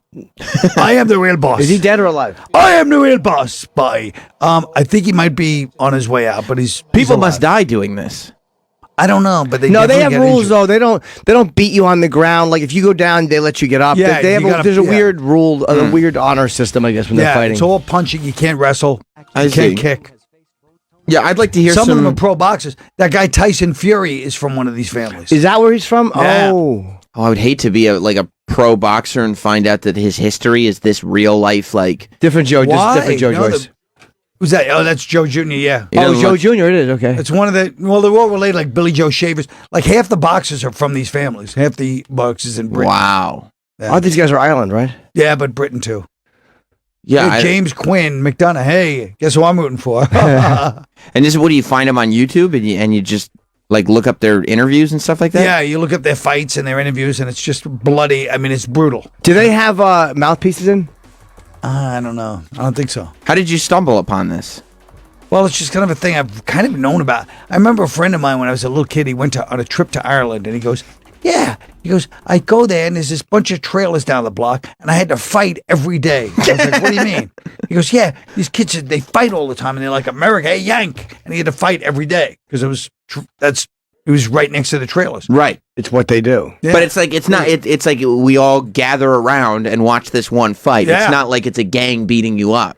No, but I'm sure they do gang stuff, too. Right. But see the guy on the left, that's Joe Joyce's son, Joe June. That's Which one? The one in the tank top or the bare-chested? bare-chested guy. Of course. These guys are just men, though. That's just like, they're just men. They're probably not very sensitive. No, they're not very sensitive. You don't think they're in touch with their emotions? Well, they're like travelers. They're like, they're like gypsies? Yes. Yeah. So, And they just when they show up, people are not pleased to see them. They're not happy to see them, no. But it's one of those things where they don't have that much. They don't have any money. They just travel They around. have a lot of money. Ooh. What are they traveling around for? I don't know. It's just their Where- culture. and they where- have a lot of money. Where'd they get all the money? Just scamming From people scams, into stuff like that. Is that what they do? Yeah. Wow, look how hairy Joe Joyce Jr. Joe is. Jr., yeah. Yeah, he's probably He's a hairy back guy. Yeah, he probably has the back of his trousers are all wet from sweat. He's probably he's probably a fairly gamey man. So they don't really have a round system. They just sit there and They go. just keep fighting, yeah. It's great. Why is and he have a bit of a gut? Everybody's out of shape. Do you think he drinks alcohol? Yeah, I think they do. Yeah, these guys That's are the not- whole thing, yeah. They are out of shape. These guys are like bar dangerous. They're like, these are the type of guys in Right. a bar that would punch you through a fucking window. Sure. Well, that's really good generally. I think doctors say for a concussion, the best thing you can do is right after it happens, just drink yourself until you're passed out. Right? That's normally nothing goes wrong there. Do you think these guys have a lot of bar fights? No, they do. They go into bars and wreck the place. They actually said what they do is when they have a wedding, they give like $10,000 up front and go, look, this is for the damages. Because they know it's going to be a brawl at the Are wedding. they like pool hustlers in bars where they'll like come in and start a fight thinking, trying to make money off of it? I don't know. Look, I love this referee. It's just an old man in a sweater. He's Yeah. just kind of watching. Yeah, probably the fights. Couple guys separating them. All right, boys. Enough, boys. But he doesn't do anything, which is great. I mean, if they lock up, he separates them. But That's other right. than that, just keep fighting. Do these guys They go for like an hour or something. they really do. Now, do these guys actually knock each other out normally, or is it usually stopped? It's usually stopped, but it's bloody. I mean, it's stopped when it's really. They don't give up until they, you know what I mean? Because they got to go back and see the family, their clans. You know what I mean? I've noticed that there isn't a regulation ring. Yeah, it's usually a parking lot. I see. This is actually one of the most pastoral. Yeah, events. it's kind of pretty actually. Usually there's a parking lot, and they're Look at usually his like ear. wearing hoodies and a Yes. bit of a. So it looks like it's like 51 degrees. Yes, yes. You know what these guys should do? Look at his ear. The guy on the left. They should get involved in these the amateur fights that Barstool puts on now. Remember when Portnoy was in here and he was talking about how they put on just the bare knuckle amateur do? Yep. fights? Yeah, Bill Burr does commentary for him. Wow. And they put on these, like, I think it's like internet pay-per-view or something. They did one over the weekend. Pat McAfee's the ring announcer, and it's like amateur fighting. But, it's guys have no technique. They just fight. Right, right. And they show them, like, that's where these guys could come in and get underestimated and make a ton of dough. Now, do these guys shake at the end of it? Well, I'm sure. Yeah, they always say, now shake hands, boy. Shake hands. And sometimes they won't. I imagine that these guys would have trouble getting in the country, though. Some of them probably have a criminal record. It's a sport. You Poor think sport. so? Yeah. Yeah, especially without a discernible address. Yeah. They may not be documented properly. And if you have any kind of criminal record, it's hard to No, get but in I the US. guarantee that Bar Sports bare knuckle came out of watching these guys. I'll bet too. Sure. Yeah. Now, why don't they go over there and do it? Who? Barstool. Yeah, I mean, I think it'd be good. Although I think it'd be better for these guys to kind of sneak in under the radar because they're probably way better than any of these amateur fighters. If all they do is sit around fighting all day, they're Right. probably really No, good. that's not all they do. You just said that they do it all day. You did say that. No, no. You said you had a This is the friend king, Joe Joyce, who had to fight every day. No. I said they fight all the time, but I mean, not every day. They're out there. They're pulling their skate, whatever they do. You know what I mean? I don't know what they do, but I mean, Joe Joyce has a gut, though. yeah, they all have guts. Well, let's hear what Joe Joyce has to say. Because he seems like a bit of a shit talker. Stand toe-to-toe and fucking fight. That's what a man is all about, to go out and fight toe-to-toe. Not back and reversing. You're big horses than me, you're 6'4". You're 6'3". My own boys are big boys. But there you are. From start to finish, here you are. And throw an old job, you're going back like that. Ye do not know. Ye Longford and Evans know how to fight. There is good men than Evans. Very good men than Evans. But I tell you one thing, the Longford and Evans cannot fight. Something about a thick brogue really makes you trust a man, doesn't it? He's right. He's right. Look at that fucking savage. The guy with him holding the kid's arms up. Yeah. Yeah. And it looks like they got T-shirts on, like custom made. Up Joyce. Yeah, yeah, Joe Joyce T-shirts. Yeah. Fists of Fury. Oh, probably Tyson Fury too. Up Joyce. Yeah, Up Joyce. Like soccer jerseys that say Up Joyce. Yeah, on the Joyce family. You know, Joe Joyce has a very big gut. He can fight though. He's got a giant Fu Manchu. Yeah, a big white Fu Manchu. People in Ireland know him. Yeah, some of them do, but they don't like they don't like these guys because they come in and wreck the pubs and these. Well, yeah. How many of them go in at a time? 1 or 2? Yeah, like 30. It seemed like a violent crew. Do you think that's a tough private party to perform at? What if they hire a comic in between I heard fights? there is a comic from one of the traveler families now. Really? Yeah. When I was over there, that's what they were saying.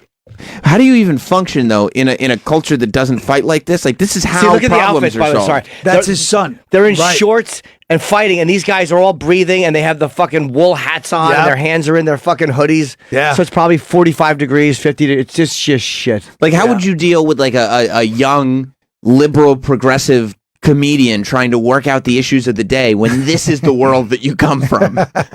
You know, like you know how to handle the injustices. You swing. Yes. They're all just standing around on a damp parking lot. That's a lot of pressure to be Joe Joyce Jr. Yeah. Oh my God, you're talking about guys that have to fight all the You're time. right. This is a guy who's got no choice. Joe Joyce was just sitting there. He doesn't believe in backing up from punches. No, you're right. Is that You what he was stand saying? up Yeah, he was straight. saying, yeah. He's like, when somebody throws a punch at you, you don't duck back. You move forward like a man. Yeah. That's and there's little kids that I'm like, that's that's a very tough one to navigate and be liberal when you're a little kid. You hear that? Grandpa, I think I like boys. Good luck with that discussion. Not gonna happen. Oh yeah. Well, I'm sure they have plenty of kids like that too. I know that, but they probably don't talk about it. No, I don't know. it's probably that. It's like a subculture. They're on the down low. Yeah. Maybe, yeah. I would think that you would have to be. I would think that you would have to Look be. at the shape of that guy on the left. Look at the state of him. Yeah. I know. His face is covered in blood. Yeah. The outfits around make me, it just feels cold. Ireland feels damp and cold all the time. Like that, I it know. just feels like a damp, cold place. Is there a part of you that wants to be this guy instead of the guy that you are, Colin? Is that what you Sure. watch this and go like, I wish I was like this kind of tough Irishman. If I was little less fruity. 6'6", well, Yeah. not like those guys, but yeah, if I was 6'6", 240, that'd be fun. Don't I have wouldn't to- want to be like, but it would be kind of fun going around punching people and just drinking yourself into oblivion. Don't have to deal stealing with electricity. with the likes of with wisecracks from the likes of Jim Norton anymore. It would be good just to sock somebody when you're 6'6", though. I don't disagree. Don't make fun of this guy. He'll sock you in the mouth. Yeah. Oh, it's so funny. Yeah, we Look at can't. him. I'm just going to keep watching this. This is really, I know you have to stop. Yeah. They're really fun to watch. Just Yeah. pair it up with Watching guys. fights, for some reason, to men, it's just so addictive. But can you just fought watch as it a all day. kid, right? I was just thinking about while I was watching this. I remember my first real schoolyard where I was fighting this kid, and I had watched Muhammad Ali. This is my mistake. Uh-huh. And I was watching Muhammad Ali. So I said, "Oh, you fight down here." He had left hand dropped. But my left hand was dropped here. My right hand was dropped here. But I didn't understand that Muhammad Ali was, first of all, had the reach on everybody. Right. And second of all, he was moving the whole time. So I was fighting down You weren't here. paying attention to the feet. My whole face was covered in blood for about 30 seconds. This kid was just punching me right in the face. I'm like, hey. And I kept thinking, like, Muhammad Ali, it's got to work. But all I had was Ali's down here stance. You forgot that Ali was the fastest heavyweight ever. And then he moved around. Like, I didn't understand the dynamics of it, the mechanics of it. Rope-a-dope didn't work for you? No. Well, the last part of it did. Yeah.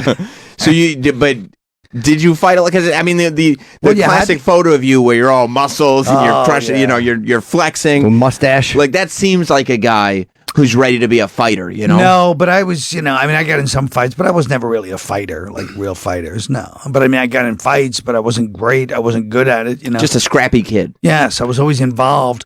But what would happen was when I was drunk, I always wanted to be 6'6", 240 or whatever. Sure. So when I was drunk, I'd be at the bar and my whole focus, and my friends would leave because they knew I'd be like, I was jealous of all the bouncers because they were so big. Yeah. And I'd just be like this, looking at them. Then I'd take my cigarette, eventually drunk. And then the bouncers would kick the shit out. The only thing that saved me is when you're that drunk, people will hit you once and you go flying across. And then they're kind of done hitting you. Then they're like, yeah, unless you get back up and try to come back. At what point in your life did your ego stop getting the better of you? I feel like every time you come in, you've got another story about being young and making a foolish decision. I mean, even when you're in show business, your ego's getting the better of you. When did that relax? Well, that's kind of a big question, Sam. Kind of a sweeping question. Thank you. I mean, I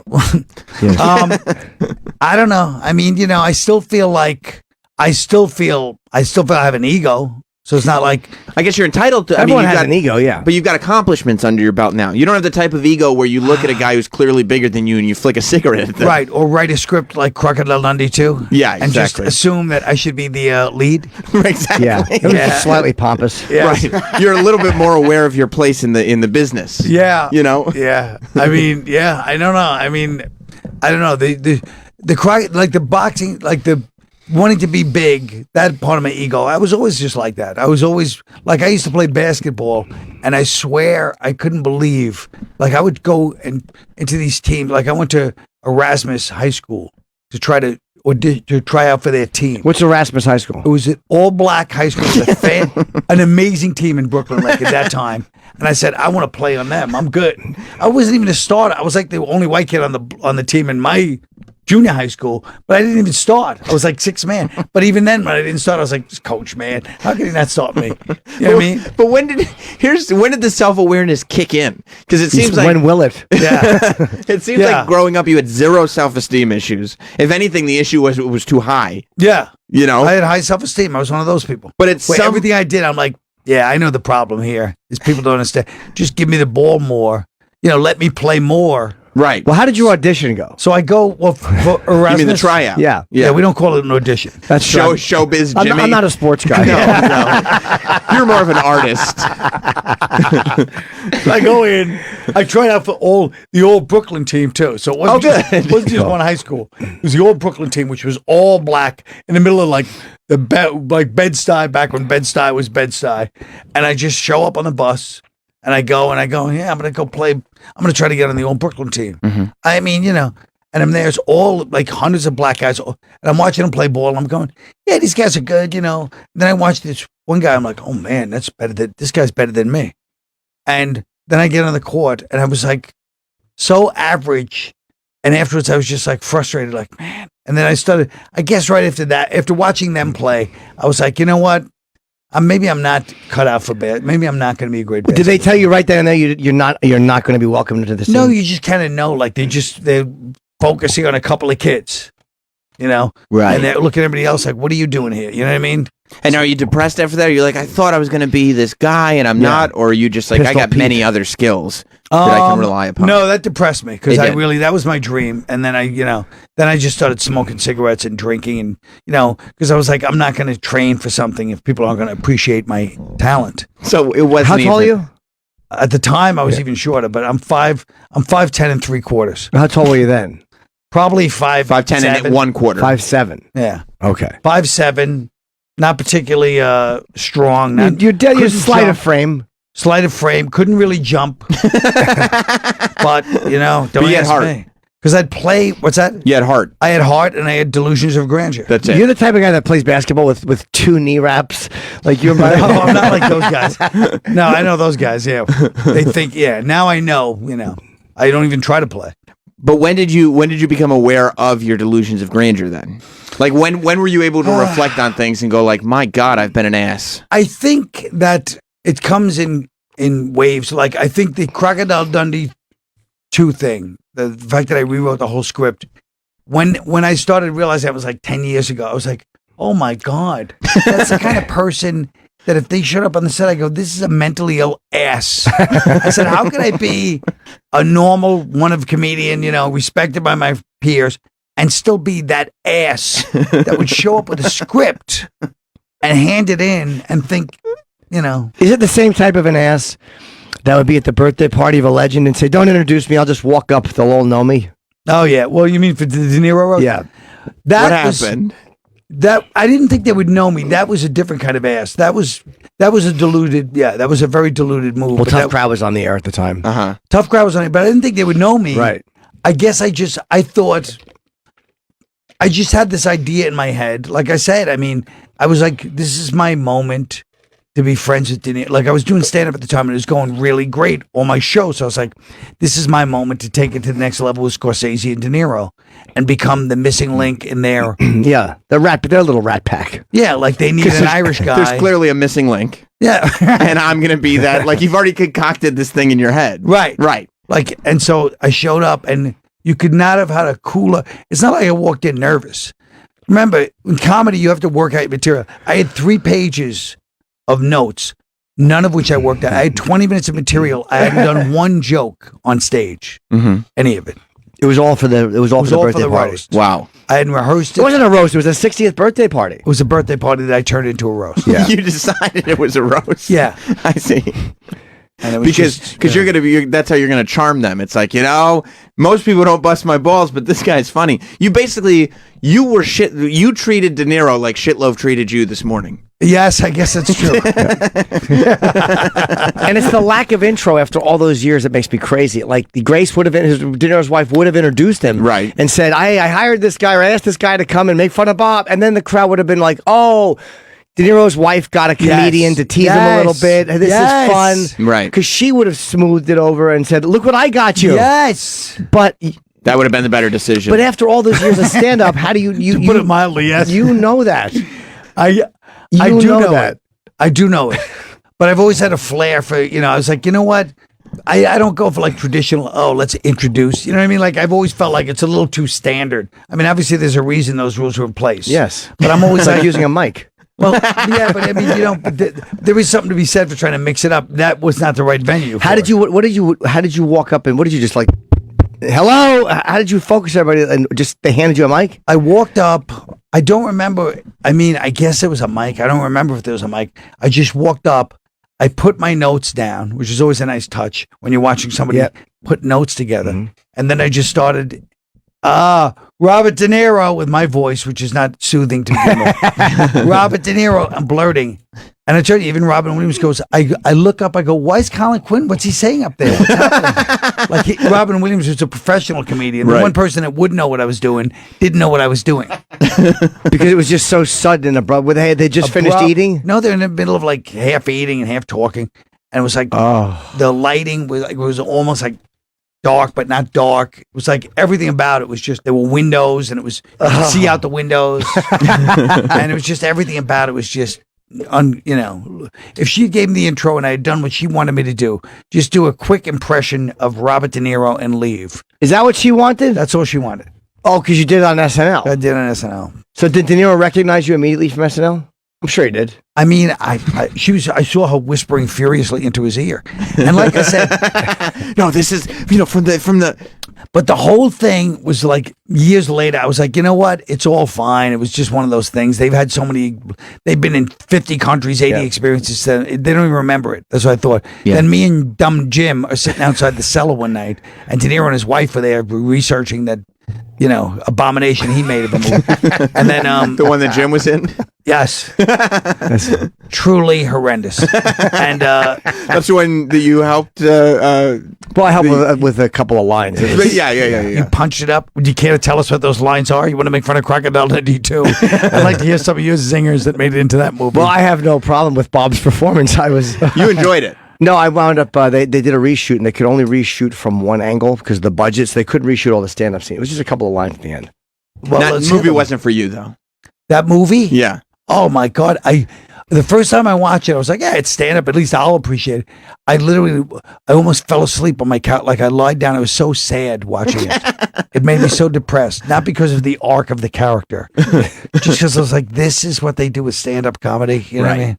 Right. So there was no spot. There was no life. Nothing. No light to it. Yeah. There was nothing about it. It's like stand up. Just a guy screaming in the mic and like you were sitting there going, "There's no way a stand-up comedian had anything to do with this movie." Exactly. Right. I see.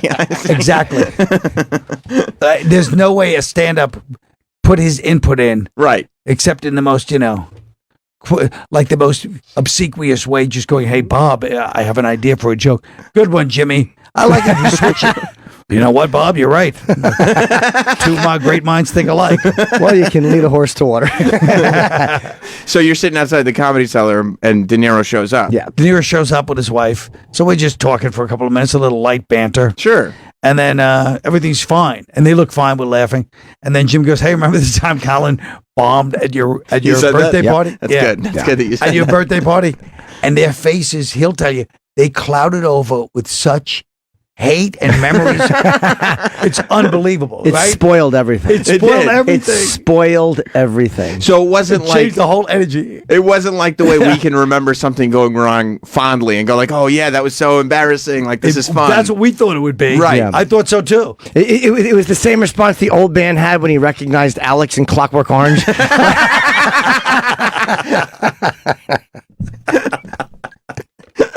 You mean after his his wife had been raped and killed, very and the badly house had raped been and vandalized? murdered. Yeah. Food, all right. Yeah. Yeah, no, it was really ugly. So do you have those moments now when you do something like that every now and then, because you're doing very, very well, but like, is there anything that you do now where it sort of creeps in like, oh, that's one of those instances where I'm making the wrong decision? Sure. That's one of those instances where I'm getting ahead of myself. My delusions of grandeur are coming back. No, I mean, life kicks your ass where you try. I mean, Right. I've tried so many things. Like I've done so much work that never got made that I don't even know if it's delusions, but it was like the confidence made me write all that stuff. But when it gets rejected, years. I mean, eventually you just like, that's not going to happen. That's not going to happen. That's not going to happen. Do you think it's a tone? Do you think it's anything like, because the business is the business and they look at it and go, well, that's not coming from the point of view that we kind of like things to come from. Do you think there's like that thing too, where, they like things to come from a certain point of view? And do I think that? I mean, yeah, of course. I mean, oh my God, of course it is. There's such a fake rebel. You know what I mean? Like they create these fake dragons and then slay them all the time. You know what I mean? Like it's such a fake world, and then they're like, we're going to go up against it. Yeah. And what are you going up against? You know what I mean? You And it's created it. Yes. Like, they what create you- this how are you fake fighting- conflict? But they want to see themselves as edgy. Everybody wants to show, and they're like, we want to see ourselves as going against the power. even that, speaking truth to power. And I know he's And they not are wrong because of the notes we would get.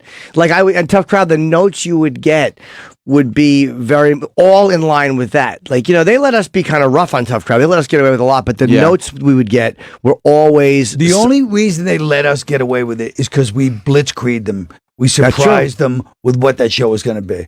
From the beginning, it was almost like, whoa, whoa, whoa. And so it was really just trying to plug up like a dike the whole time. You know what I mean? We did blitzkrieg. That's a great way to put it. It was even we didn't know where we were going. You and Patrice and me and Nick, and it was like Geraldo and fucking like everyone's fine. What are they going to do? Beep the whole show? Like they couldn't edit the whole show. No, Right. Yeah, they just had to find a way to get rid of it because it was even we didn't know it was going to be like that. Really, I mean, we knew we were just going to be ourselves, but we didn't know. The reunion was fun though. Like the one time we did it, Legion of felt Skanks really reunion? good. Yeah, man, that was really fun to do. It was fun. Yeah. You ever think of doing it on Netflix or? And since the most think that annoying part is question's how ever many come up? people. How many people on Twitter now just say that? I feel like they're just doing it to annoy me. Thank God. But when people do seriously bring it up to me, like some people still do, like you got to bring that show back. It's like I'll say it one more time. You fucking idiot. I don't have the power to go to HBO. Shut your fucking mouth. I did text Colin after and say that we should do a few live shows because that was really good and it was fun. It was a really easy time. Why'd you choose to take that off the air? Well, let me just see if I have my my text with Colin, because we haven't texted a whole lot since then. I texted him because it really did feel good with myself and Colin, Bobby, You did and it Keith. at Skankfest. And Nick wasn't even there. Yeah, it was. Yeah, I heard you cut some shit from DePaulo for DePaulo not getting invited. My friend sent Was me he a not invited? screenshot. What's that? Nick wasn't invited? I didn't. No, he was invited to Skankfest, and he said he was busy. So then I told them, "Oh, this." So I guess they either didn't call him because they were like, "Well, he said he's busy for Skankfest, so fuck that," you know. So it was obviously a slight misunderstanding. But of course, Nick, my friend, sent me a screenshot of his face when I called into his show the next day, and it's like, "How come I was invited?" I'm explaining to him what happened, and his face is the fun. Just the fucking hate on his face. He's like this. While I'm explaining what happened. Yeah, it was the funniest, most hateful face ever. Well, you know, here's the text I sent to Colin. It was 12:31 a.m., like a night later. Whoa. Yeah. Night owl. I know we've discussed it, but we really should consider doing a couple of live shows somewhere, tough crowd reunion shows, maybe 1,000-seater or 600. This could definitely generate interest, and it would not be hard for all of us. It would not be hard for all of us to sign up and do it. It'd be so much more fun than booking a theater show and just doing a 1 hour stand-up. You know, just say we could all split the market. It'd be fun to do with the guys. Did you get a response? 7:30 the next night. I'm on the crashing set around the corner. Nothing. Nothing. Not a goddamn word. Now, in fairness, Colin may have been in bed for getting up for an early call. But I do. Yeah, but then he had the whole day the next day. Yes, he did. I mean, that would have been my next point. Yeah, that was part A. Part B was he did have the next day. Plus, he responded to you, so you can see the text above when you're writing a text. You Like he knew the absolutely text was can. there. I guess it eminent my contempt for entrepreneurial Jimmy came through. Yes. Jim's like, if we did 1,000, it's just I hate people that say shit that I obviously like that never occurred in my head. Like, Well, we could do it though, and you said that we should go out. You said that we should did, go out. but Yeah. I was being polite. Yeah, I know. But we should do that. We get a few guys and go out and do it. I think it'd be fun. And we see if it means anything. Why not? It really is. How hard is that? You're about sick of these goddamn No, but tough he's not. He crowd knows I'm right. suggestions. He knows Got I'm right. it. You get a few topics or whatever. You go do a live show. We do a fucking hour Get a and few 15-minute topics. show. Oh, he's already producing. Yeah, throw a No few shit, topics we're in gonna there. do topics. Yeah, get a couple of but the segments were a little harder. The whole You ever what was think it, about analyze that? the guys segment. We could have them a little The bit. reason it was actually great that day was because, like you said, I was even like, we have no fucking topics. This will probably be a bomb. Yeah. And then we have to analyze these people in the crowd. And everybody kind of stepped up and came up with the thing. One of the great things about Tough Crowd, which people don't discuss that much, I feel like, is the hello, hi, Come on in. is the fact that a lot of it was. Does anyone notice my fucking tea and my thing never came? know. I don't Oh see- my god. Well, it's only been 45 minutes. Wait, where's his tea? Shit, You're leaving his tea in the other room. They were told not to bring food in for guests, not to bring food in for a while. What? That was the because. Why, there are rodents in this building? No, here's what happened. Now. Voss kept eating on the air, so we had to make a rule that we couldn't give guests food. Yeah. What? And Because we get penalized because Voss is It's the chewing Voss. tight It is the And Voss Mark rule. Maron one time ate a whole spaghetti dinner into the thing. He did, but because it's- guys don't think. It's the Voss rule. Thank you so much. You told me you couldn't drink tea without breakfast. It hurts your stomach. You're So I right. was going to wait. Oh, you know what? Young Anthony was actually following Thank the you, directive Anthony. there. Yeah, I know. can't shit on And Anthony. now I'll have a nice lukewarm tea. Well, why don't you bring it's Bath Colin? Why don't water you bring tea. him his food? A fresh one. Here's how Bring him his food, hot too. this tea is. Look at this. Look That's at true. you just He's got his dipping your dick in finger it. in it. Yeah. I got my finger with this whole fucking time. You. That Tough Crowd was how much improvisation when the whole point of TV is everyone prepares. They will pretend they're being spontaneous. They'll pretend. Tough Crowd was 50% off the cuff. Yeah. Right. Not many things are ever like that. And that day was the only thing I missed was the fact that we were so off the cuff. Right. Yeah, and attacking each other, and it's like people who didn't get the show go, "What are they making fun of each other's shirts?" No, you fucking idiot. These are people who are just friends, and this is the way we interact with each other. It's not. Yeah. It wasn't about a bunch of guys talking about the issues and then digressing into making fun of each other. The whole base of it was that we fuck with each other and make fun of each other. And we were talking about these Yeah, that things. we're being a live, authentic fucking thing for better or for worse, and everybody claims that that's what they want. The one thing that I would change about Tough Crowd Yes. is I felt The like host. Some of the guests were disrespectful. The host would sometimes have trouble stammering over his words. That and a is lot true. of times the guest would be disrespectful. It shouldn't have been mentioned. And there really should be a relationship where the guests kind of look up to the host. Yes, I agree. And I didn't get that vibe at all from the original. No, I was a stuttering fool in many ways. There was a lot of It would be interesting to see now, but it was also trying to corral that crew was not. It was not easy. I'm in my defense. Right. No, you're right. You're right. You're talking about a bunch of people with egos of their own and their own point of view and will trying to get this stuff in there. You know, it's like 4 or 5 people. It was a nightmare. Yeah, everybody interrupting and fucking jumping on each other. Yeah. I mean, it worked, but it was once in a while. Yeah. It would get a little clumsy. It's the same thing on radio, I'm sure. When you guys have a bunch of us in, you know what I mean? It's funny, but then people at home are like, I couldn't understand half the shit. Yeah, so anyway, let's do a couple live shows. Let's put it together. Have you thought about doing it on YouTube? Well, if you do a couple of live shows and people like it and go to it, then maybe that's a way to do it. No, of course, but I would, So let's do it. Couple live shows. Use the music. I don't think so. Why not? It'd be fun. You got your own live shows to worry about, don't you? Well, I have my own shows to worry about, and I don't know. I just feel like, I don't know. Maybe I'll think about it. Yeah, we do a couple of. We'll book 2 or 3. I mean, I'll do it for a weekend. Thursday, Friday, Saturday. I was watching. Once again, thank you. There's another tea. Once again, nice warm tea. Just infuriated that he goes, we'll do it for a weekend, Thursday, Friday, Saturday. Like, that's like a groundbreaking comedic idea.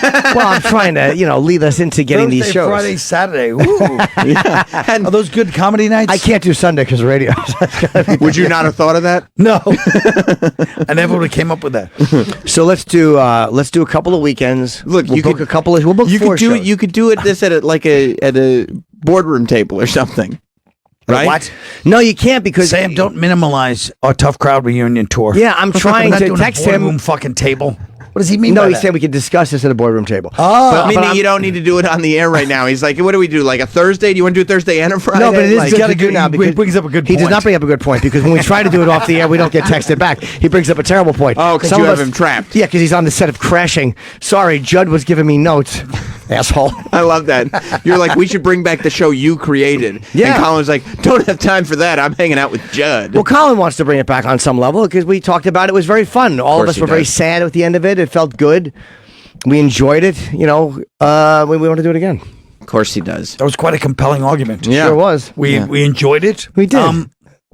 We missed Patrice and, Greg. Right. But it was Right. still fun to do. It was fun. Everybody misses it. Just your sales pitch alone makes me not want to do it. You just spit your food as you were talking. It was the most cliche, horrible, as funny as Norton is, as original and funny and distinctive as he is. When he tries to be like a businessman, it's the most banal, boring. You're not wrong, but You're like however, a hack of a business hack. Yes. Norton's sincerity is But just the fresh ideas he comes up with, it'll be enjoyable. We'll do it on a Thursday, Friday, Saturday. I'm trying to sell an idea. I know. Let me you're defend terrible myself. at it. I'm not good at it. No, but afterwards we were all enjoying it so much, and you even said like, "Yeah, we can." You were caught up in the moment, and then I was caught up in the moment. Yes, and then I try to propel us and go, let's book a couple of gigs, and I get no response. So None. now I have to go back into my sales pitch. I did try to propel us in that moment into a few. That's gigs. fair. I just feel like going back to, maybe some incarnation of something, because I love the spontaneity of that day, but, you know what I mean? How about we you go don't and like do going it? back to the well? It just feels sad to me to go back and go, hey, Tough Crowd. We'll just do it, and how about we'll do a couple of topics, and the crowd can throw a couple of topics, and we'll just do what we want to do. I mean, if there's fucking 5 of us on stage, we can't be funny for an hour. We should be fucking drummed out of the business anyway. I think Colin seems like he's worried about it. If he goes back to Tough Crowd, he'll feel like he's not evolving. What's next? That's not what it is. You don't think so? No. It's just a whole project to put together. It's not about evolving, but it's a fun thing to do. He wants to do it. It doesn't seem like he wants to do it. He in does this want to do it. moment. He enjoyed it. He seems like he wanted to do it. Despite my hack use of the word enjoyment, he had fun. I don't know how to say that. Seems like he wants to concentrate on his new work and wants people to say like, "Oh, how about that's stop not talking true. about?" That's You don't not think true. so? No, because he'll do this new work too. They're not mutually exclusive. No, they're not. They're not exclusive, but. I'll tell you this: the whole audience right now is finding out why we made the Voss rule. Bagel chomping Colin. Because you really are chomping into that bagel. You're delicately peeling it. How is that bagel, by the way? Is it warm? No, it's terrible. Oh, Where are you going? He's getting something out of his bag. Oh, Hopefully it's a okay. gun.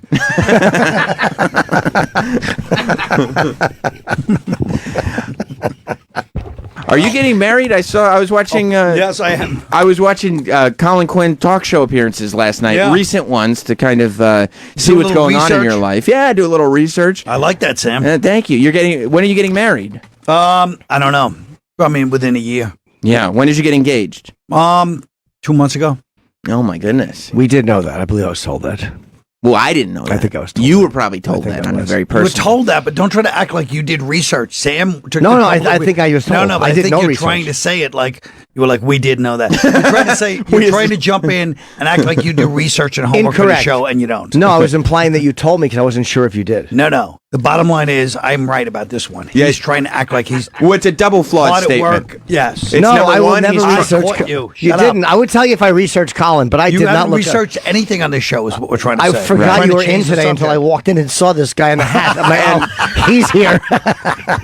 He's proving himself to be a flawed broadcaster in the sense that there's no prep, and also a flawed friend in the sense that he doesn't remember if you told him that you were And if getting he's not- that you were engaged. And just to show how truly fucking phony in he is, he said, "Yeah, we'll do Tough Crowd Thursday, Friday, Saturday." Instead of just saying Friday, Saturday, he throws Thursday in. Well, I think that's there's the more third money on day. the Thursday. If we, if we can do 2 shows in one venue. Jim stinks. I'm just trying to think of making some quick money. It'll be fun, easy, Quick do money. a few topics. Quick money.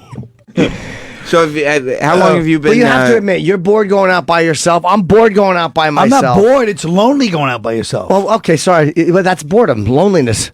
Is it? Maybe somebody needs to go see a shrink. No, it's kind of the Boredom same. is loneliness. It's like, are you in pain, Jim? No, but I'm just bored. When you're lonely on the road, it's usually Jim's you're sitting bored. in his house, 4 years old. None of the kids will play with him. Mommy's like, "You're right." All the kids would play You're with me. You're just. I think everybody who loves Jim wishes that he was Monster lonely. Rain, and like, hey, you can't say I'm boring. That's one thing you can't call me is a lonely boy. I'm a lot of things. Lonely as a kid was not one of them. It's the most Brings up a popular good point. cocksucker on the East Coast. Monster Rain is still one of the greatest games ever played. And that goddamn book is still, I was telling somebody about it the other day, how they have to read Happy Endings. Happy endings. Might be the funniest book ever written. Oh, thanks, man. I mean, from the beginning, I'm just doubled over. The fucking brutal honesty in that one. Thanks, man. But let's do let's do a Tough few Crowd's gigs. not happening now. Okay. I forget for live. The Tough Crowd tour is not happening. You got a hard no. All right, I tried. You got a hard pass. For the fans, I tried. It's on the record. You tried. You got a hard pass. Yeah. You got. It was fun. Yes, it was It fun. was fun. And Lou, I can answer your question right now, Lou. Well, it's a girl. Let's put Lou on. Because it's a girl. Yeah, we don't get many girls calling to talk about Tough Crowd. Oh. Lou. It's a girl, yes. Oh. Lou from Pennsylvania. It's Lou. Lou. It's Lou. Hello. Hi. Colin, I just have one suggestion. What? Bringing Tough Crowd back. Podcast. You ever thought about that, Colin? Yes. Come on, Colin. Do a Tough Crowd podcast. What about a Tough Crowd podcast, Colin Quinn? Come on. Come on. Let's do it. I'll tell you this, Colin. I've been doing a little, thank you, Lou. I've been doing a little market research, and I think people would enjoy it. Here's why it wouldn't work. I hate to be the bear. You could put it out on why it wouldn't work. You could put it out on a Wednesday.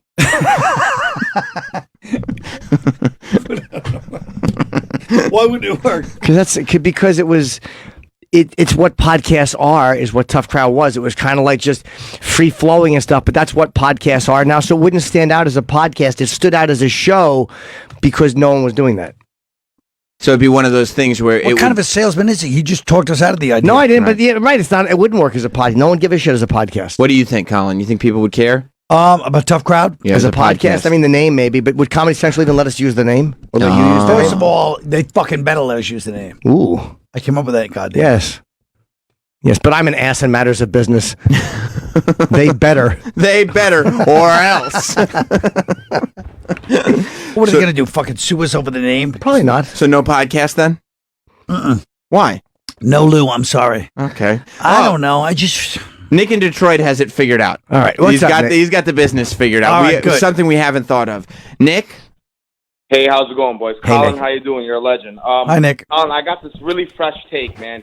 Have you ever tried to take it to Hulu or one of those other internet websites? Oh, Hulu. God damn it.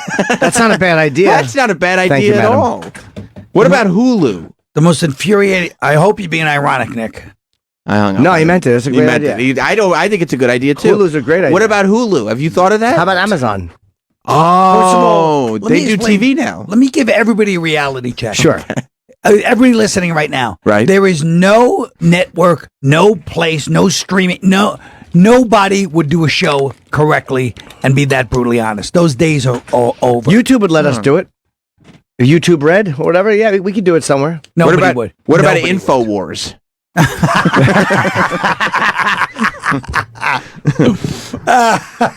Okay, Rob in New Jersey has the thought. Rob, you figured out. Hey guys, how you doing? Hello, Hey, Rob. bud.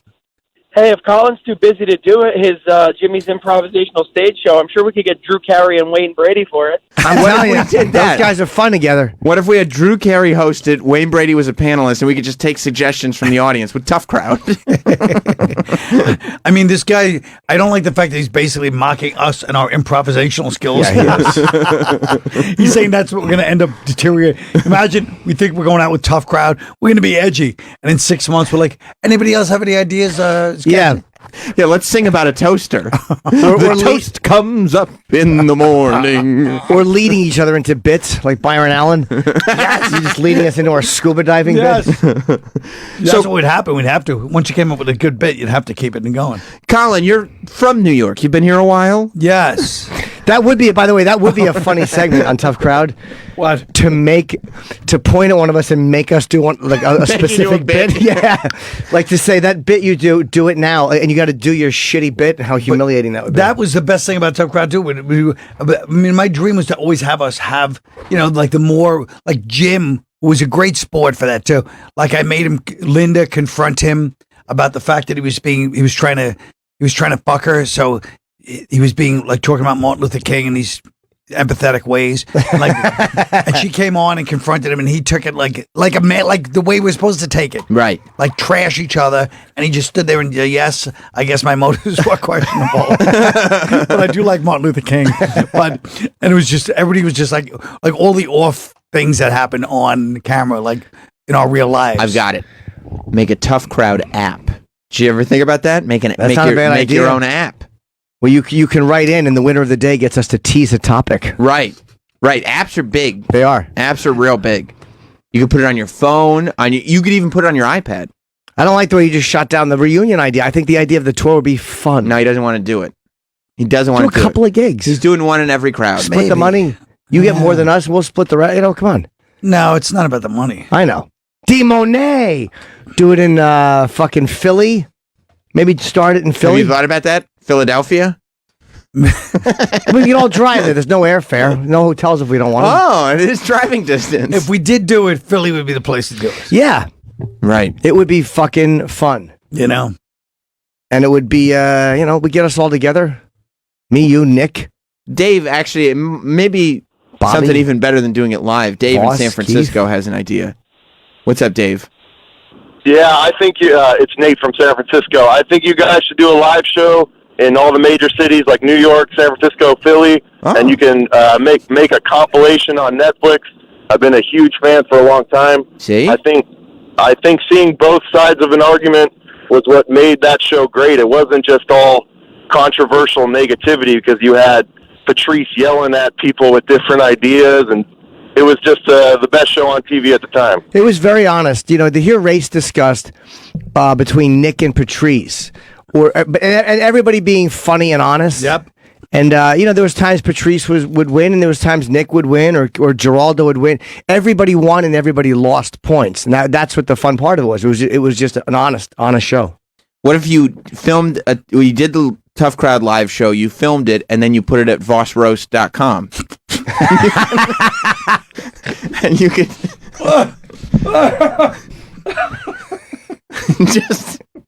just as one idea. That is the of where you go-to could place put for it. edgy underground things.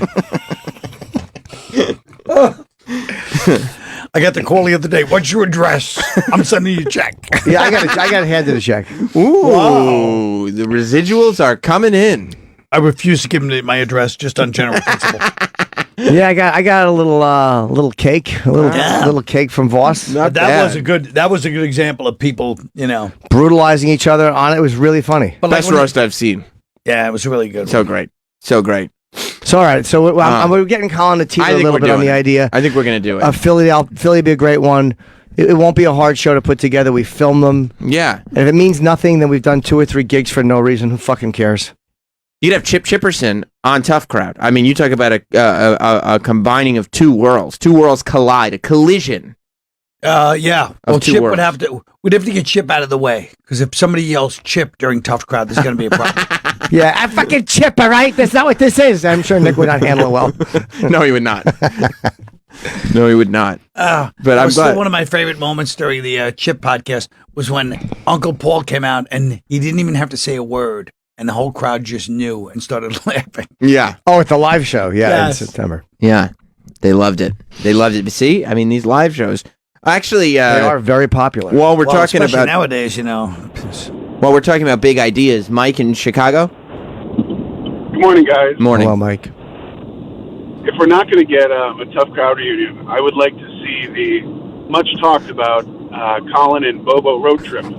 Yeah, I mean, I feel like we just everywhere we go with you, Colin, we're just leaving money on the table. Yeah, but that's also never come to fruition. I would think it would be a Netflix series, something like that.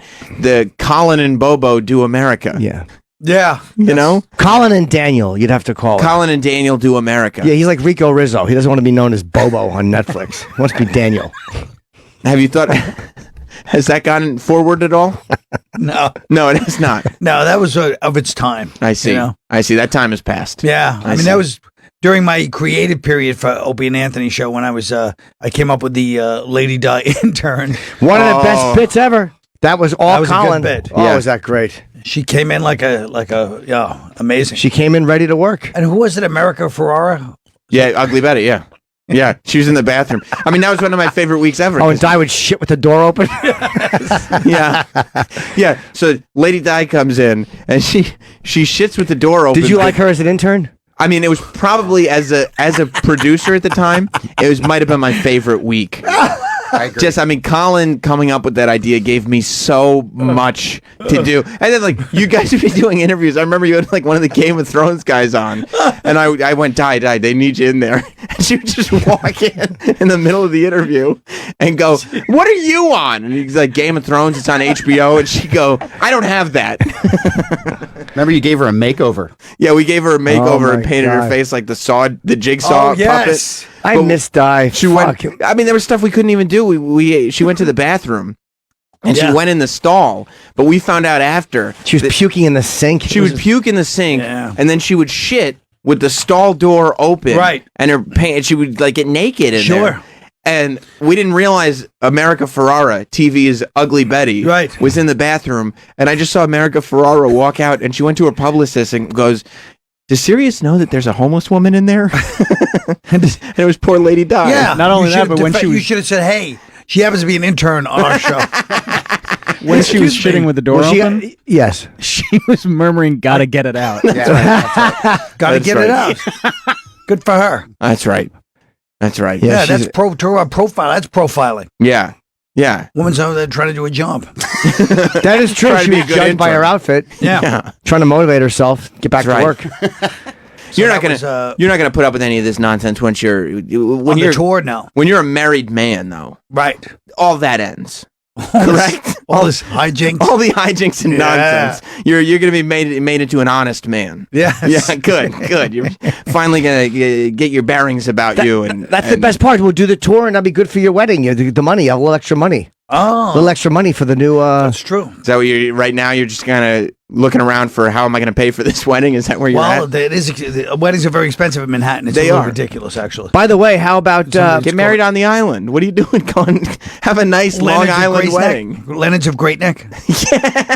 Go to number 6. He has a good idea. Okay, perfect. Chris. Oh, of course. Chris, the teacher, always has good ideas. What's going on, Chris? Hey, boys. Good morning, Colin. Love hearing you on the radio, pal. Thanks, Chris. Listen, I mean, we don't have to wait for the networks. Why don't you get your powerful friend Jerry Seinfeld to create his own network to carry Tough Crowd? That's not a bad idea. As if Colin wasn't annoyed enough by all the Tough Crowd references. Maybe a Jerry Seinfeld Well, reference. Jerry helped with the first one. He did. That's right. He did help with the first one. He helped get that done. His name was attached to it, and he was coming in and doing. We were doing test shows in the office. You remember in the office, we would all sit around in a circle and do them. Yeah. I bombed on every fucking test show completely, horribly, until we were actually in front of a live audience. I bombed. Yeah. Oh, terrible. Was there any thought, like, did you have to go to bat for Norton because he kept bombing? Like, were they like, I don't know if we want this guy on, or did they not?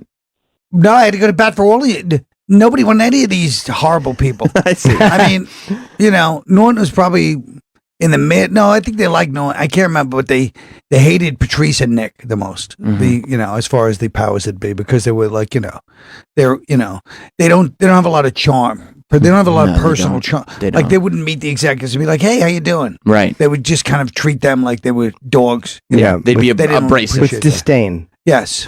Disdain is exactly right. Disdainful, abrasive, yes, horrible people. Vicious, yeah. There was a big conference room. And we would all sit around. And I remember Seinfeld doing one of them, and it was just so awkward because the executives were watching, and we didn't know what it was. And it was such fucking, God, was I bombing? You were, and you kind of make it up as you went, even in that scenario. No, but you had the topics and stuff. I remember me and Keith Robinson shared an office, and was it Geraldo? I and hired Nick? them as writers. Yeah, which was my first mistake. Colin and Ken I over. literally fired them all before the show started. Did you?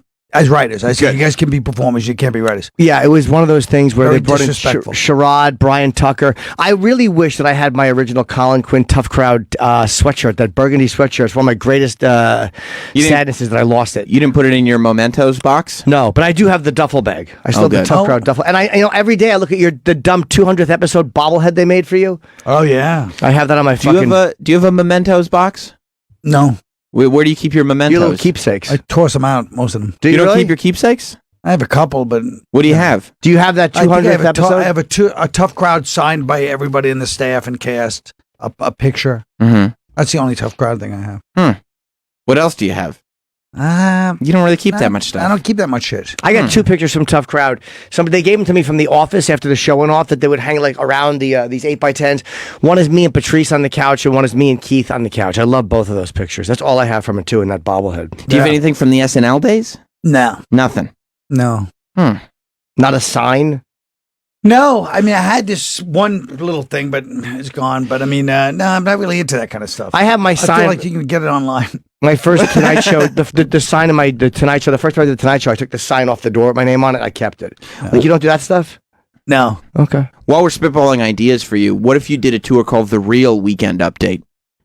And you just went on tour and did your version of what should be on the Weekend Update now. Oh yeah, but you have to spell REEL and film Yeah. it. That'd be great. Yeah, The Real Weekend Update. All right, let me just explain what's going to happen on the Tough Crowd tour. First Tell of me. all, everybody, we're not who we were 15 years ago. That's true. Right? A little older, a little wiser. A little wiser, but everybody's a little bit more of a fucking diva too.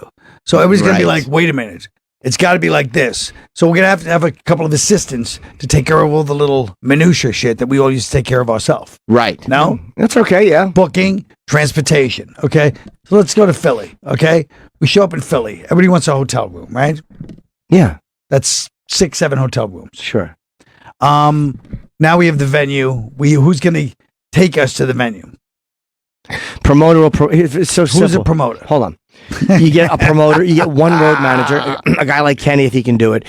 He takes care of all travel and hotel rooms. He coordinates with everybody. Simple. Why do we tell the promoter, hold on, we need to tell the promoter we need a van to take us to the venue. The promoter has a vested interest in getting the performers to the venue. I got a better idea. They will get us to the venue. I can simplify this process. It's only worth it if we film it with Kenny running.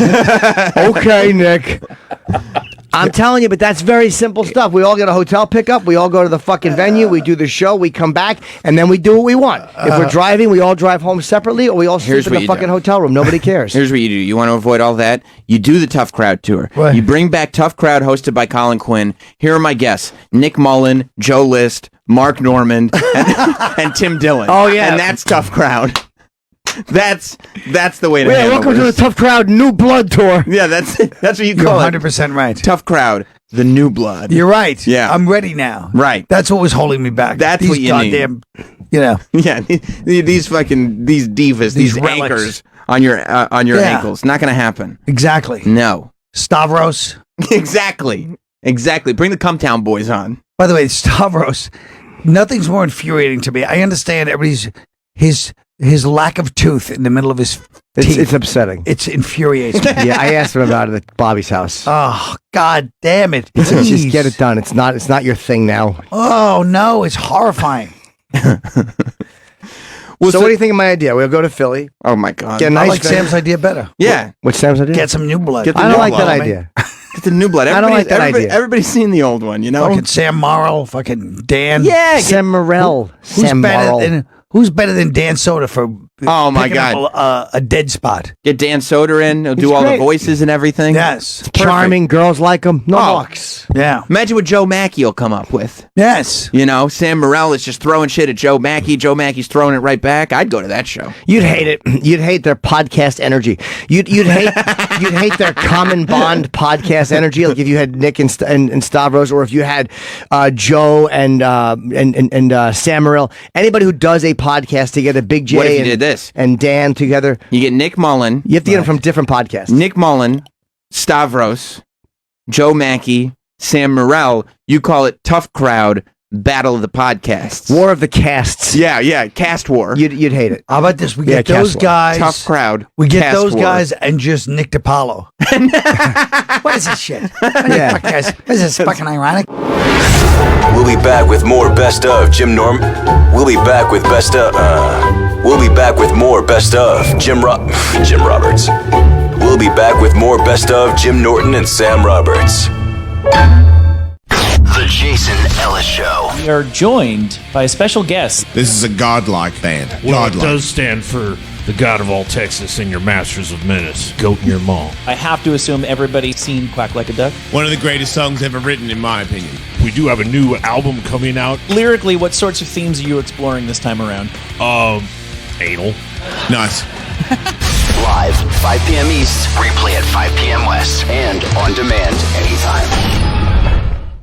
This is NASCAR champion Kevin Harvick. Join me and Matt Yoakum for a special edition of Happy Hours, live from Margaritaville in Nashville. Today at 3 p.m. Eastern, we'll recap the 2019 NASCAR season and visit with some of my Nashville friends, like country music stars Jake Owen and Brantley Gilbert. It's free and open to the public, so come see us. Can't be in Nashville? Then listen live on Sirius XM NASCAR Radio Channel 90. It's Happy Hours with me, Kevin Harvick, live from Music City. Where is it? I don't know what you're talking about. The money. Where's the money? I told you, I don't have any money. All right, we gave you a chance. Bring in the penalties and interest. No! And the garnisher. I've got a wife and kids and a mortgage. And what's left of a 401k? Don't garnish my wages. Being held hostage by the IRS? Don't pay their ransom. Get the expert negotiators of Rush Tax Resolution on the case and free yourself from penalties, interest, bank levies, and garnished wages. Rush Tax has an A+ rating with the BBB and an impressive zero complaint history. If they can help you, you can bet they will. Don't spend another minute in the hot seat. Call Rush Tax Resolution at 800-299-8077. Get a $1,500 IRS transcript investigation for free. Free. Rush Tax Resolution. 800-299-8077. That's 800-299-8077. 800-299-8077. For years, you've been thinking about LASIK. You've been talking about LASIK. So now, it's finally time to get LASIK. Right now, LASIK Plus is offering LASIK starting at just $250 per eye. If you're nearsighted, farsighted, or even if you have an astigmatism, LASIK Plus can help fix your vision, starting at just $250 per eye. Our best price ever. So get rid of the daily hassles of contacts and glasses and enjoy the newfound freedom of LASIK from LASIK Plus. Call 844-343-2020 or visit LASIK250.com today and schedule your free LASIK exam. The LASIK Plus doctors are among the area's most experienced LASIK surgeons. So take advantage of this amazing LASIK Plus price today. Call 844-343-2020 or visit LASIK250.com. Results may vary. Restrictions apply. See details at LASIK250.com. Hey there, I'm Scott Tannen, founder of Boll & Branch. We're known for making super soft organic cotton sheets that millions of Americans love. We've gotten tons of 5-star reviews from folks who say they'll never go back to their old sheets again because ours are just that soft. Right now for Black Friday, they're 25% off. That's correct, 25% off. Everything at bowlandbranch.com is 25% off. I hate to sound like I'm trying to sell you a mattress or something, but as a matter of fact, I am trying to sell you our award-winning, insanely comfortable mattress and all the sheets, blankets, and bedding you need to have the best night's sleep of your life. So sorry if I'm a little excited, but everything is 25% off right now at bowlandbranch.com. So whatever your Black Friday plans are, visit bowlandbranch.com to enjoy an unbeatable deal on an unbeatable night's sleep. Visit bowlandbranch.com to get 25% off. That's 25% off at BOLLandBRANCH.com. Happy holidays from bowlandbranch.com. It's the best of Jim Norton and Sam Roberts. You set up the stupid tree last night. I'm telling you, 2 years I'm going to start drawing a fucking... You're tired of it. Like, here we go. We're drawing it and putting a painting up on a... We're going to put a little notebook padding of the tree on the side of the wall. Boom, we're done. Is it a real tree that you used? No. No, you get the fake one, No, right? it's a pop-up. The lights are in it. All right, tree's up. Yeah, it's Magic. up. Once they know what's going on, what are we doing? Why do we even have to buy you gifts? It's over. Yeah. It's over. I give them to you on the 23rd. I'm buying them anyway. It's over. What are you getting excited about? Nothing's going on. How's family? Both of your parents are dead. Both of your parents are dead. Yeah. How has that been for your family and for you? You know, it was such a big part of you. My dad was. Well, my mom was too. But you know, my dad, I missed horrendously. I still miss him.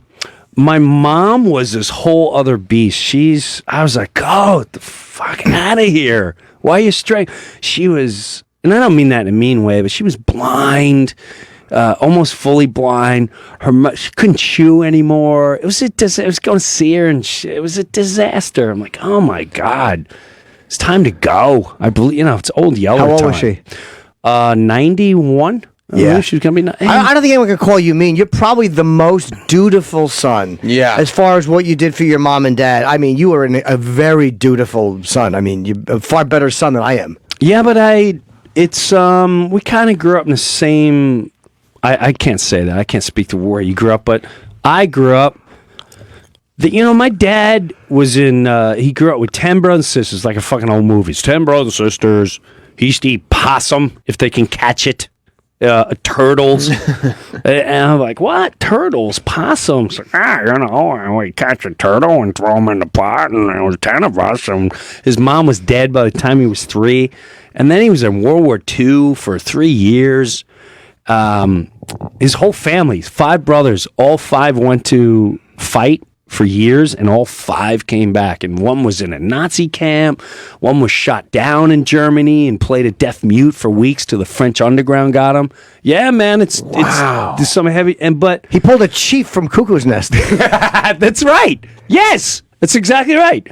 And they all came back, and he never. And then the more I learned that history. And just a guy that never complained, always did the right thing, getting up at 5:30 and walking on the fucking sanitation to collect garbage. And, it's, I learned a lot from watching that growing up. And I went, he would always say, you have more than me. And I went, Dad, fuck, I already have 10 times more.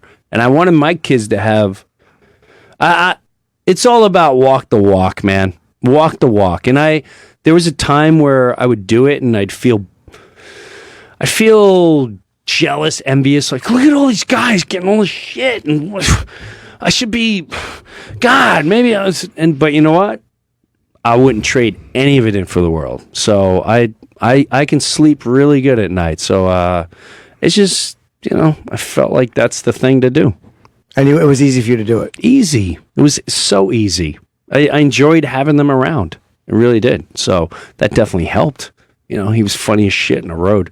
Yeah. But when you don't have them in your life. Is it like a big void, or is it just kind of it fills up with other stuff? Well, I say this: my dad is the more of the bigger. Like if I think of my dad, I instantly get a hole in me when I feel bad, and it lasted over a year and change. And I would have serious primal crying breakdowns. Serious, just. Were they out of nowhere, or did anything like bring them on? Like, would it be like I saw this commercial and oh my god, that's like me and my dad? That happens when I'm coming.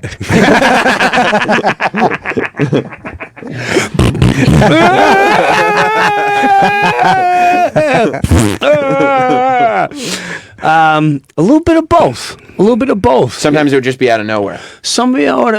I brought him a lot on the road, so I would, I'd see a place or whatever, and I'd hear something he'd say, and then boom, you try to avoid it, and that night you're in the hotel room, you're alone, and boom, the emotions kick in. And when you start crying, do you just like, you know what? I'm gonna get primal with this. I'm just gonna let everything out because I can't hold it back anymore. The dam is broken. Yeah. Oh, I go full primal. I don't give a shit. Yeah. My eyes get all fucked up. Like,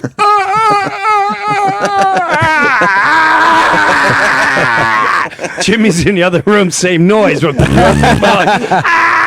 these two are depressed. Well, which one is doing what? That's a game show. We should do that as a game show. Someone's like, oh, I guess jerking off over there. Guess what the Jimmys are doing?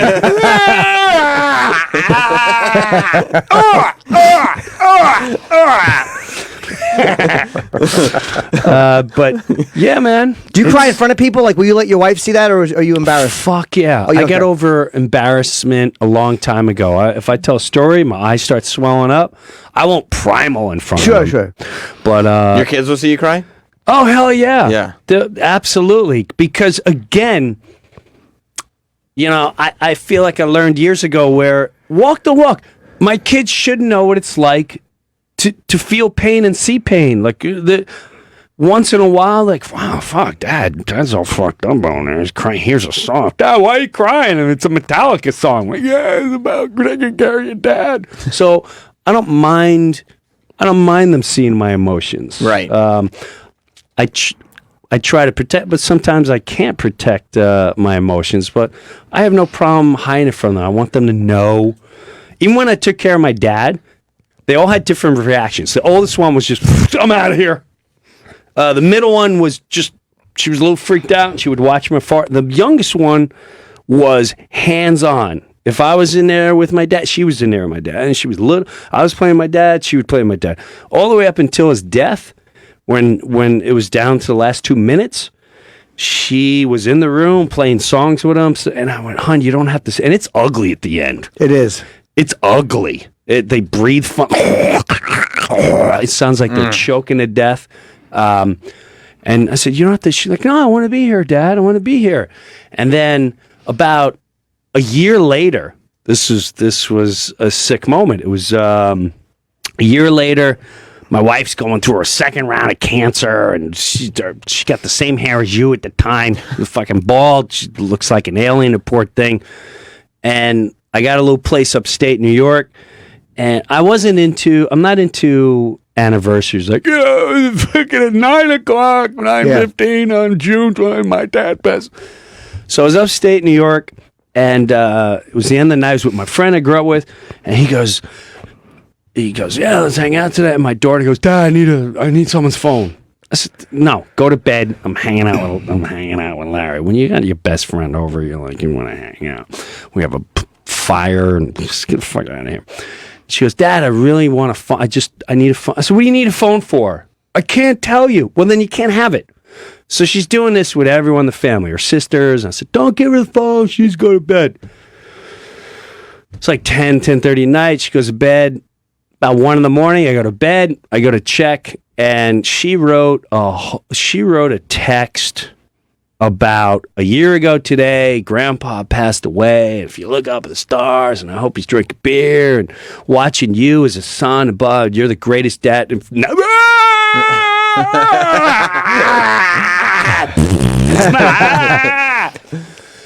Moments like that, yes, for me, are better than selling out the fucking garden. Financially, no. Yeah. Yes. Right, financially, it doesn't have the same. But those are powerful. Those are powerful moments where you go, "Wow, that's what I want out of a." And hopefully, she'll do that when she gets older for someone. I don't know. How come it had to be via text? Because I don't know. That's a good question. Because maybe she knew I was going to read it, and then it sticks forever. Rather than just tell me while I'm hanging out with my friend, my best friend. If she told me that right there, she doesn't know how to communicate with her mouth, so she wrote it down. Right. It's easier in text to write it. You can Especially edit. if Larry's around, right? Yeah, you know who wants Larry watching Who wants that? Larry, I'm trying to have a moment here. A fucking neighbor from Three's Company. Who wants to say that in front of him? And you're sitting there going like, no, Larry stays. Larry's staying. If you can't say it in front of Larry, you can't say it in front of me. We have 9 IPAs in us, and Larry did the one-hitter. Mom doesn't know. Talk to us. I know. Larry's family, too, okay? This is Uncle Larry. You know that by now. Go to bed, for Christ's sake. What is so important in your life at 9 years old? I just wanted to say. Stop crying, for crying out loud. Go to bed, D. Can you bring her to bed at 10 o'clock? I'm trying to fucking talk to Larry here about aliens. Larry, I gotta apologize. Sorry, Larry. These kids, they stay up all night. You gotta take control of them. You gotta take control of them. Bunch of animals. They want to stay up to 3 in the morning talking about nothing. And then you get this text. Give a shit about Kids Bop. Yeah, exactly. Hey, Dad, can I get tickets? Go to bed. Give a shit what you have to say. Does she want to take you to shows that you don't want to go to? I just love that you think it's about Kids Bop, and then you get this text, and it's like the sweetest, most touching thing Oh about my your... God, Harry Styles. I get it. One Direction. Oh my God, what the hell does this say? So yeah, man. And that's all resonated from me, from what my dad did for me, and whatever. How's your wife doing? She is, for the time being, doing okay. She was diagnosed in February with terminal. It metastasized to her. The cancer metastasized to her liver, lung, bone. Jesus. That was a heavy. That was a heavy couple months trying to figure that out. So for the time being, she is in a trial, so she goes to trial, and for the time being, the trial is working. So we're good. 5 months. It works. It's not doom and gloom, which is another. I guess some people go doom and gloom. We never were a doom and gloom family. I never was a doom and gloom guy. She looks hot. She feels hot. She doesn't. You would never know it looking at her. And it was funny. At first she didn't want to tell. She didn't even want to tell her mom. She didn't want to tell a lot of people because the first thing you get are letters. We're all praying for you. If it's like, oh gosh, shut up. Everybody thinking they have to come visit, even though they haven't visited in like 20 years. Like, I got to get my one last one in. And we brought you the best banana nut cake. This is like a really ancient recipe, and we want you to have it. I'm sorry, just gonna go outside for a second. You're just like, I'm just trying to live my life. We're still good. Yeah. Well, she's very religious. Do the prayers not mean anything, or is she kind of moved away from that a little bit? No. And I don't. She believes, she's got deep faith. She definitely has that.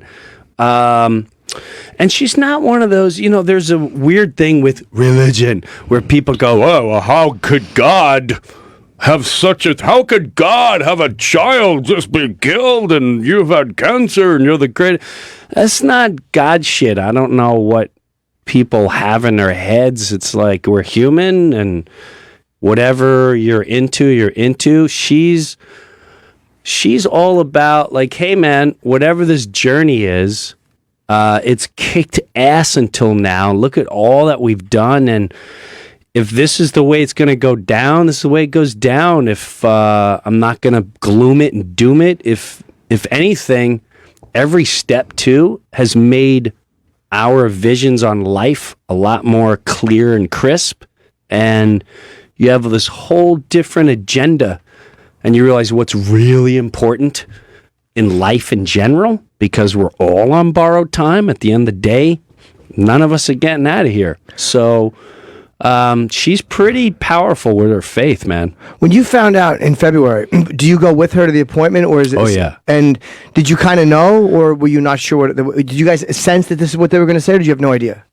No, I knew. she still had. So she first. The way I found out, it was right before I played the Paramount. It was like it was February like 12th or 11th of last year, and I went there, and as soon as I came home the next day, it was right before Valentine's Day, and I said, I see an account. Who's this doctor that you've been? She didn't want to tell me, and then I said, what is this doctor? And she went, I have something to tell you. I went, oh shit! I knew right away. I'm like, what? We've been through it twice. Sure. What is it now? And she goes, they found tumors. It could be scar tissue. It could be. I just said, yeah, no. This is hands down. I know exactly what this is. I said, where'd they find them? It's like on my. There's some spots on my lung. Oh fuck! Did you express this to her, or did you keep it to yourself? Like your feeling of dread. No, you don't. You don't put that out there. You immediately go, let's see what it is. Let's wait for the official word. But you could tell by her doctor at the time, he wasn't very optimistic. And I called him up and say, listen, what's the deal, man? What are we looking at here? What do we? He's like, 4 years. I can keep her alive. There's some great pills, and let's wait for the biopsy. But I'm pretty sure I know what it is. And the biopsy came back, and they said it's cancer. But now, by the time it was a long, brutal process, because when it first happens, okay, well, now what? Now what? And then you get tested more, and then you go to the real specialists, and they go, yeah, and they have to be very, she was a young girl. She looked like she was 20. She's like 27. She's like, they metastasized and they're on your liver and lung, and basically you're fucked. Maybe you'll make it to Christmas. We're not sure. But it's up to you. What we can put you on a trial. And here's and I remember I cracked a joke. She said, there's drugs to give you to help you. And I went, are there any drugs for me? And my wife cracked up. And this woman she looked at me like, you bastard. I just told your wife is going to die and you want drugs. She didn't understand. You were just trying to. It's not about you. Right. And that was a heavy ride home. Your whole life, I've been with her for 27, 28 years. Right. We're married 25 this year, and your whole life starts flashing, and you're going, oh my God. And then you think of the kids, like, okay, I'm going to, all right. Yeah, no, we'll get through this process and I'll be all right. I have to be all right. This is the next step in life. This is what it is. This is life, man. Here we go. And she's apologizing. I'm so sorry. And I'm cracking up going, don't be sorry, but, I wish I knew your genetic pool before we jumped into this. And I'm going to tell others before you get married, check into their gene pool and what's their fucking history. And just cracking jokes, laughing. And then once we started checking out all hospitals across the world and all that for trials, and thank God I got a great friend that I grew up with, literally grew up on the same street with, that I've known forever. And he called, and he always said, he's like, Jimmy, if you let me know the way D is, you got to let me know. I can really help. And I called him up like, hey, here's where we're at. He's like, send me the papers and give me 20 minutes. And he called, he's like, you need to get her on a flight tomorrow to Houston, Texas. So, okay. Flew to Houston, and the doctor was like, how'd you get in here? There's a fucking 40-year waiting list. And the doctor's like, you need to be in Philadelphia right now. Right now, you are a huge candidate. You are the world's guinea pig for this right now. Get on the plane, head to Philadelphia. And we said, oh, we were in Philadelphia. And he goes, why didn't you go on the trial? It's like, well, I didn't want to all the side effects. She's like, he goes, look at Tylenol. There's more side effect. They have to tell you that. Sure. He goes, or your option is death. Pick it. It's up to you. I mean, I'm not your life. And so that's the way we've been. Now, the first thing they tell you is, all right, once you go on the trial, normally the first month, you take a biopsy. They got to take a biopsy every month. It'll say the tumors are shrinking. Don't get excited. It's the second, third month where you find out where this is it working? Did it spread? Are the tumors getting big? Do you have less time? Or is this kind of working? And she didn't hear that. I recorded everything. I go in a doctor's office, I record. You do? Absolutely. It's smart. And this way I would go on a plane and I would listen to this over and over, and I'm holding back tears. I'm like, oh. But you're doing it for information. Absolutely. So I was in Atlanta, Georgia, and I got a FaceTime from her, and she was crying like, "Oh my God, God is great. Oh my God, the thing came back, and the tumors are shrunk." And she told friends, and people called me out. These are great, but you remembered. I was tormented because I didn't want to crush her joy. Sure. But I knew in the back of my mind and my heart, I went, we're really not going to know shit for at least another month or two. So, but I had to, yeah, this is amazing. You didn't smarten her up. Absolutely. This is awesome. This drug is going to kick ass forever. And then the second month came, and I was holding my breath. I was like, right. Okay, here we go. And they're like, yeah, it's amazing. Still working. So now we're up to 5 months. And now the doctors and all of them are super excited, and pharmaceuticals excited. But you know what, man? There's I don't know. I don't get excited. Yeah. This kid, we live month to month. Month to month, we go, hey, let's get another kick-ass month. We got another kick-ass. So all the way back to a shameless plug. No, but in seriousness, being able to do something like this, knowing I'm home. Right. Oh, yeah. Once a month, and if it turns into something and I don't have to travel that much, it's definitely all a good thing. And Jim is such a hilarious comedian. It's the Jim Brewer residency at the Paramount, officialjimBrewer.com, and it's at the Paramount's in Long Island. It's an amazing Huntington, room. Yeah, it's a good room. The first 3 shows, by the way, are February 17th, March 3rd, and April 14th. Tickets will go on sale this Friday at 10 a.m.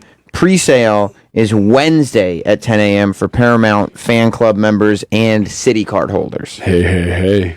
But I'm amazed that you go to all 3 shows if you can. Why not? They're probably all going to be different. They are. Everyone is different. Even, knock on wood, not saying there's a guarantee, but if I go past the 3 months, sure, I'm prepared for at least a year's worth. You are? Oh, wow. Hands down. I haven't put out a special in a while, and I've been gathering tight material, back pockets, storytelling in these little shitholes in the middle of nowhere. I don't come to the city for them. And with the band, I'm pretty excited now that I know I got production and everything else. I'm really happy. Why didn't you ever do a one-man show? All these comedians do these one-man shows in Montreal, and they're good. Or but you're such an amazing storyteller. It'd probably be better than most. You encouraged me to do that a while ago, and I never forgot that. And I always trying to figure out an angle, and I honestly am starting one. I started toying with it last year, and now I'm working on it in January, February, and March. Are you able to go back, if I'm writing something, it has to be in the moment, like the emotions. In the moment, I have to grab it or I lose it. Are you able to go back and grab stuff like this is how I felt 6 months ago and make it relevant? Yes, that's exactly what's happening to me now. Because at the time, and then you lose the momentum. Right, the momentum, right. So now that I'm going back and looking at these things. Oh God, I forgot this story in this moment in time, and this part of my life, and boom, and then I get all hopped up and excited again. It's amazing to me someone who's a good storyteller. I'm a horrendous storyteller. Are you really? terrible. That's because you lose focus, right? I don't know what it is. I'm all over the place. I lose focus. I have zero faith in the destination and the journey. You lose confidence as you're telling the story? Before I start. I'm like that with the jokes. I'm the same way, but with jokes. Your jokes are hilarious though, and they're spruced all over your story. He would tell you would close. We did the antisocial tour. Me, Jim did it. Stanhope did it. Tell Amy. There's a whole bunch of comedians. Artie. Yeah. You were always hilarious, and you would close with a story about your dad and hosing down the drive. It was fucking hilarious. Hilarious. That was a great tour, man. We had a lot. There was some belly laughing Bill Burr, nonstop. yes. Oh my God. Attell. I remember sitting on the side watching Attell in Washington, D.C. And he did a whole thing about the hotel he was at and playing with a donkey with whatever they had. They had all the different presidents on it. Dude, that was some of the hardest I ever laughed in my life. Yeah, that was a really fun tour. We went to the Pentagon. Who went? It was me, you, Bill, and Dave, right? Went to the Pentagon? Yes, and I got a World War II hat from my dad. You did? Yeah, I remember that. We were seeing like wounded warriors. Yes, I remember that. We went downstairs and we're like sitting with them and talking with them, and yeah, that was heavy. Attell was really good with. I did. You talk to soldiers, but you almost feel like I don't qualify to speak to these men. Same. Because like, what do I say to these guys? That's I have nothing to offer them. But Attell was great. Hey, wow, let me see your scar. And they loved it. He just talked to them like they were regular dudes. Attell is really, really good with those guys. He was really good with that. You're right, because I feel the same as you. I don't know. Like, I'm working on this bit. Life. Yeah. We're going to Disney World with the family. So, yeah, sucks to be you, huh? I don't know what to say, but you're right. Dave would, let me see what you got going on there. Like, wow, that sucks. Yeah, asking real questions. Where'd that happen? What happened? No one minds telling you their experiences, especially war guys. That's why they call them war stories. Exactly. Right. If a guy has his leg blown off, he'd probably love to tell you where it happened. Right. He wants a regular conversation rather than the whole, like, I feel so bad for you. Yeah, or trying to relate, like, I understand how you feel. No, you don't. No, you don't. Just tell me you're right. No, you don't. Not at all. You have no relative experience. But I know I'm too aware of the fact that I can only guess at what it feels like. I'm too aware of it. Yeah. And so I just panic and don't tell. I'm sort of the same way as you. My grandfather's he's been trying to steal valor, I think. Oh no! He's been walking around telling people this is legit. Is he what? Oh. He's not joking. No. He's not joking. Like, he was asking one of my aunts why he doesn't get more. Is he saying he's Howard Stern's grandfather? trying to steal radio valor. He's trying to ask why he doesn't get more respect because he fought in three. He was active in 3 wars. He said. Wow. And she was like, Pop, you weren't active in 3 wars. And he was like, yes, I was. And she was like, what? And he was like, well, World War II, I was active. And like, even my mom, like, that's the one that might be. But my mom was like, he didn't fight in World War II. That would have been his generation. But he was active maybe, but not. And then he goes Korean War. And they were like, well, you weren't in the Korean War at all. And then he legit, without batting an eye, without joking, he goes in the Cold War. And they were like, what? Ew. He's trying to get credit for fighting in the Cold War. Can I tell you? I don't want to say who it is, but a person I love to death, right? Now, I don't know. I always thought the term veteran, I'm a veteran, meant you were in battle. Right. Sure. Okay, that's just what I naturally think. Like, oh, I'm a veteran of, you were in battle. Okay, so I'm with this great person I love, older guy. He's got a hat, a million pins and all that. And one of them says veteran. I know for a fact. They were in the service, but you didn't fight. Never. Not even close. So we get in an elevator, and this woman gets in. She goes, "Oh, thank you for your service. You're a veteran?" And he goes, "Yes, I am." And I went, I just turned, and she goes, what war were you in? And I went, this is going to be a great answer, because I know for a fact you haven't been any, and I'm going to hold you real accountable, considering my dad was in World War II. Let's see where we're going with this. And he went, I was active during the Cuban Missile Crisis. I was just signing up. Oh no! And I think that was totally avoided. Exactly. There was no. So I don't know if it's to get free donuts on Tuesday when the legions all get together and eat. I don't. But my grandfather's just a scumbag, so he's just trying to. He's trying to get whatever credit he can So, get. your friend could have just said, "No, I was never in battle. I was just in the military." Yeah, that's the answer to give. But he wants the credit though, Sure. because he knows that even if technically veteran means that you could be just in the military, he knows that the respect is to soldiers who served in battle, which is where it should be, right? Exactly. He wants that. He wants to be a hero. I was at the PX. I was at the base. I was down in Monmouth at the base buying Fruit Loops for cost while other men gave their limbs. Nobody wants to say that. I was at the fucking PX taking the discount that those men earned me by losing an arm. If that dude, I bought Fruit Loops at cost. if he could get, if he could get a pin that just said the word hero on it instead of veteran, he'd go with hero. You're absolutely right. You're right, and I really think it's just for the free donuts. But it's got to be tempting too, and we have to wrap up in like a minute, Travis. 1 minute. It's got to be tempting when you see other guys getting such respect that you didn't avoid war, you just didn't go to it. You were in the military. It's got to be like, fuck. I would have gone. I missed the glory, forgetting that you have to go through the battle first. I would have. My mom wouldn't let me. I had flat feet, but I would have gone. Yes. I have one bad eye. I was dying to fucking shut my one eye and shoot at him. It's legit. It's really bad. I didn't even know it was a war. I just happened to go to Toronto for 4 years. Who knew? We'll be back with more Best of Jim Norm. We'll be back with Best of. We'll be back with more Best of Jim Roberts. We'll be back with more Best of Jim Norton and Sam Roberts. This is Super Bowl champion Phil Simms. And I'm Hall of Fame quarterback Brett Favre. We've hung up our helmets and put on our headsets for our shows on Sirius XM. Break down the NFL each week with a couple of Super Bowl champion quarterbacks. It's the Sirius XM Blitz with me, Brett Favre, Tuesdays at noon Eastern on NFL Radio Channel 88. And Simms and the Mad Dog with me, Phil Simms. Friday afternoons at 4 Eastern on Mad Dog Sports Radio Channel 82 and on the Sirius XM app. Guys like this breaking down the games? That's why you have Sirius XM. Message and data rates may apply. Please don't text while driving. If you've been in business more than 20 minutes, you've probably printed your logo on all kinds of promotional products. We all know logos work because they're on everything from the top of skyscrapers to the bottom of shoes.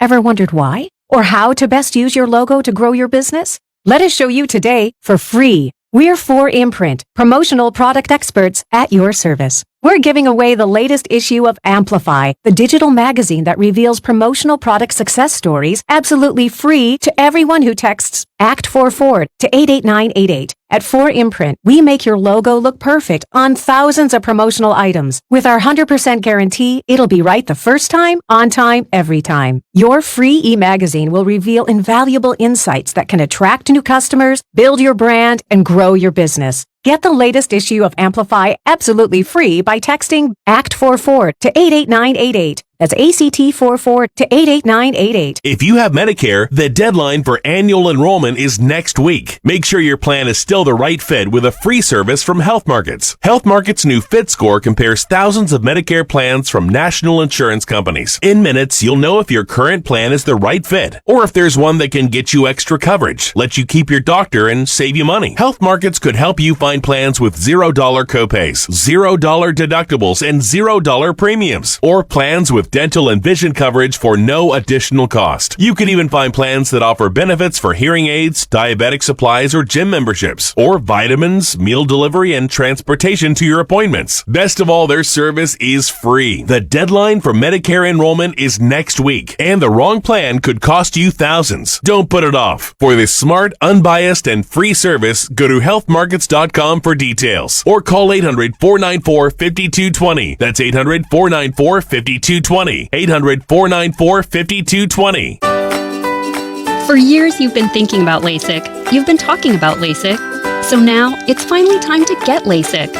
Right now, LASIK Plus is offering LASIK starting at just $250 per eye. If you're nearsighted, farsighted, or even if you have an astigmatism, LASIK Plus can help fix your vision, starting at just $250 per eye. Our best price ever. So get rid of the daily hassles of contacts and glasses and enjoy the newfound freedom of LASIK from LASIK Plus. Call 844-343-2020 or visit LASIK250.com today and schedule your free LASIK exam. The LASIK Plus doctors are among the area's most experienced LASIK surgeons. So take advantage of this amazing LASIK Plus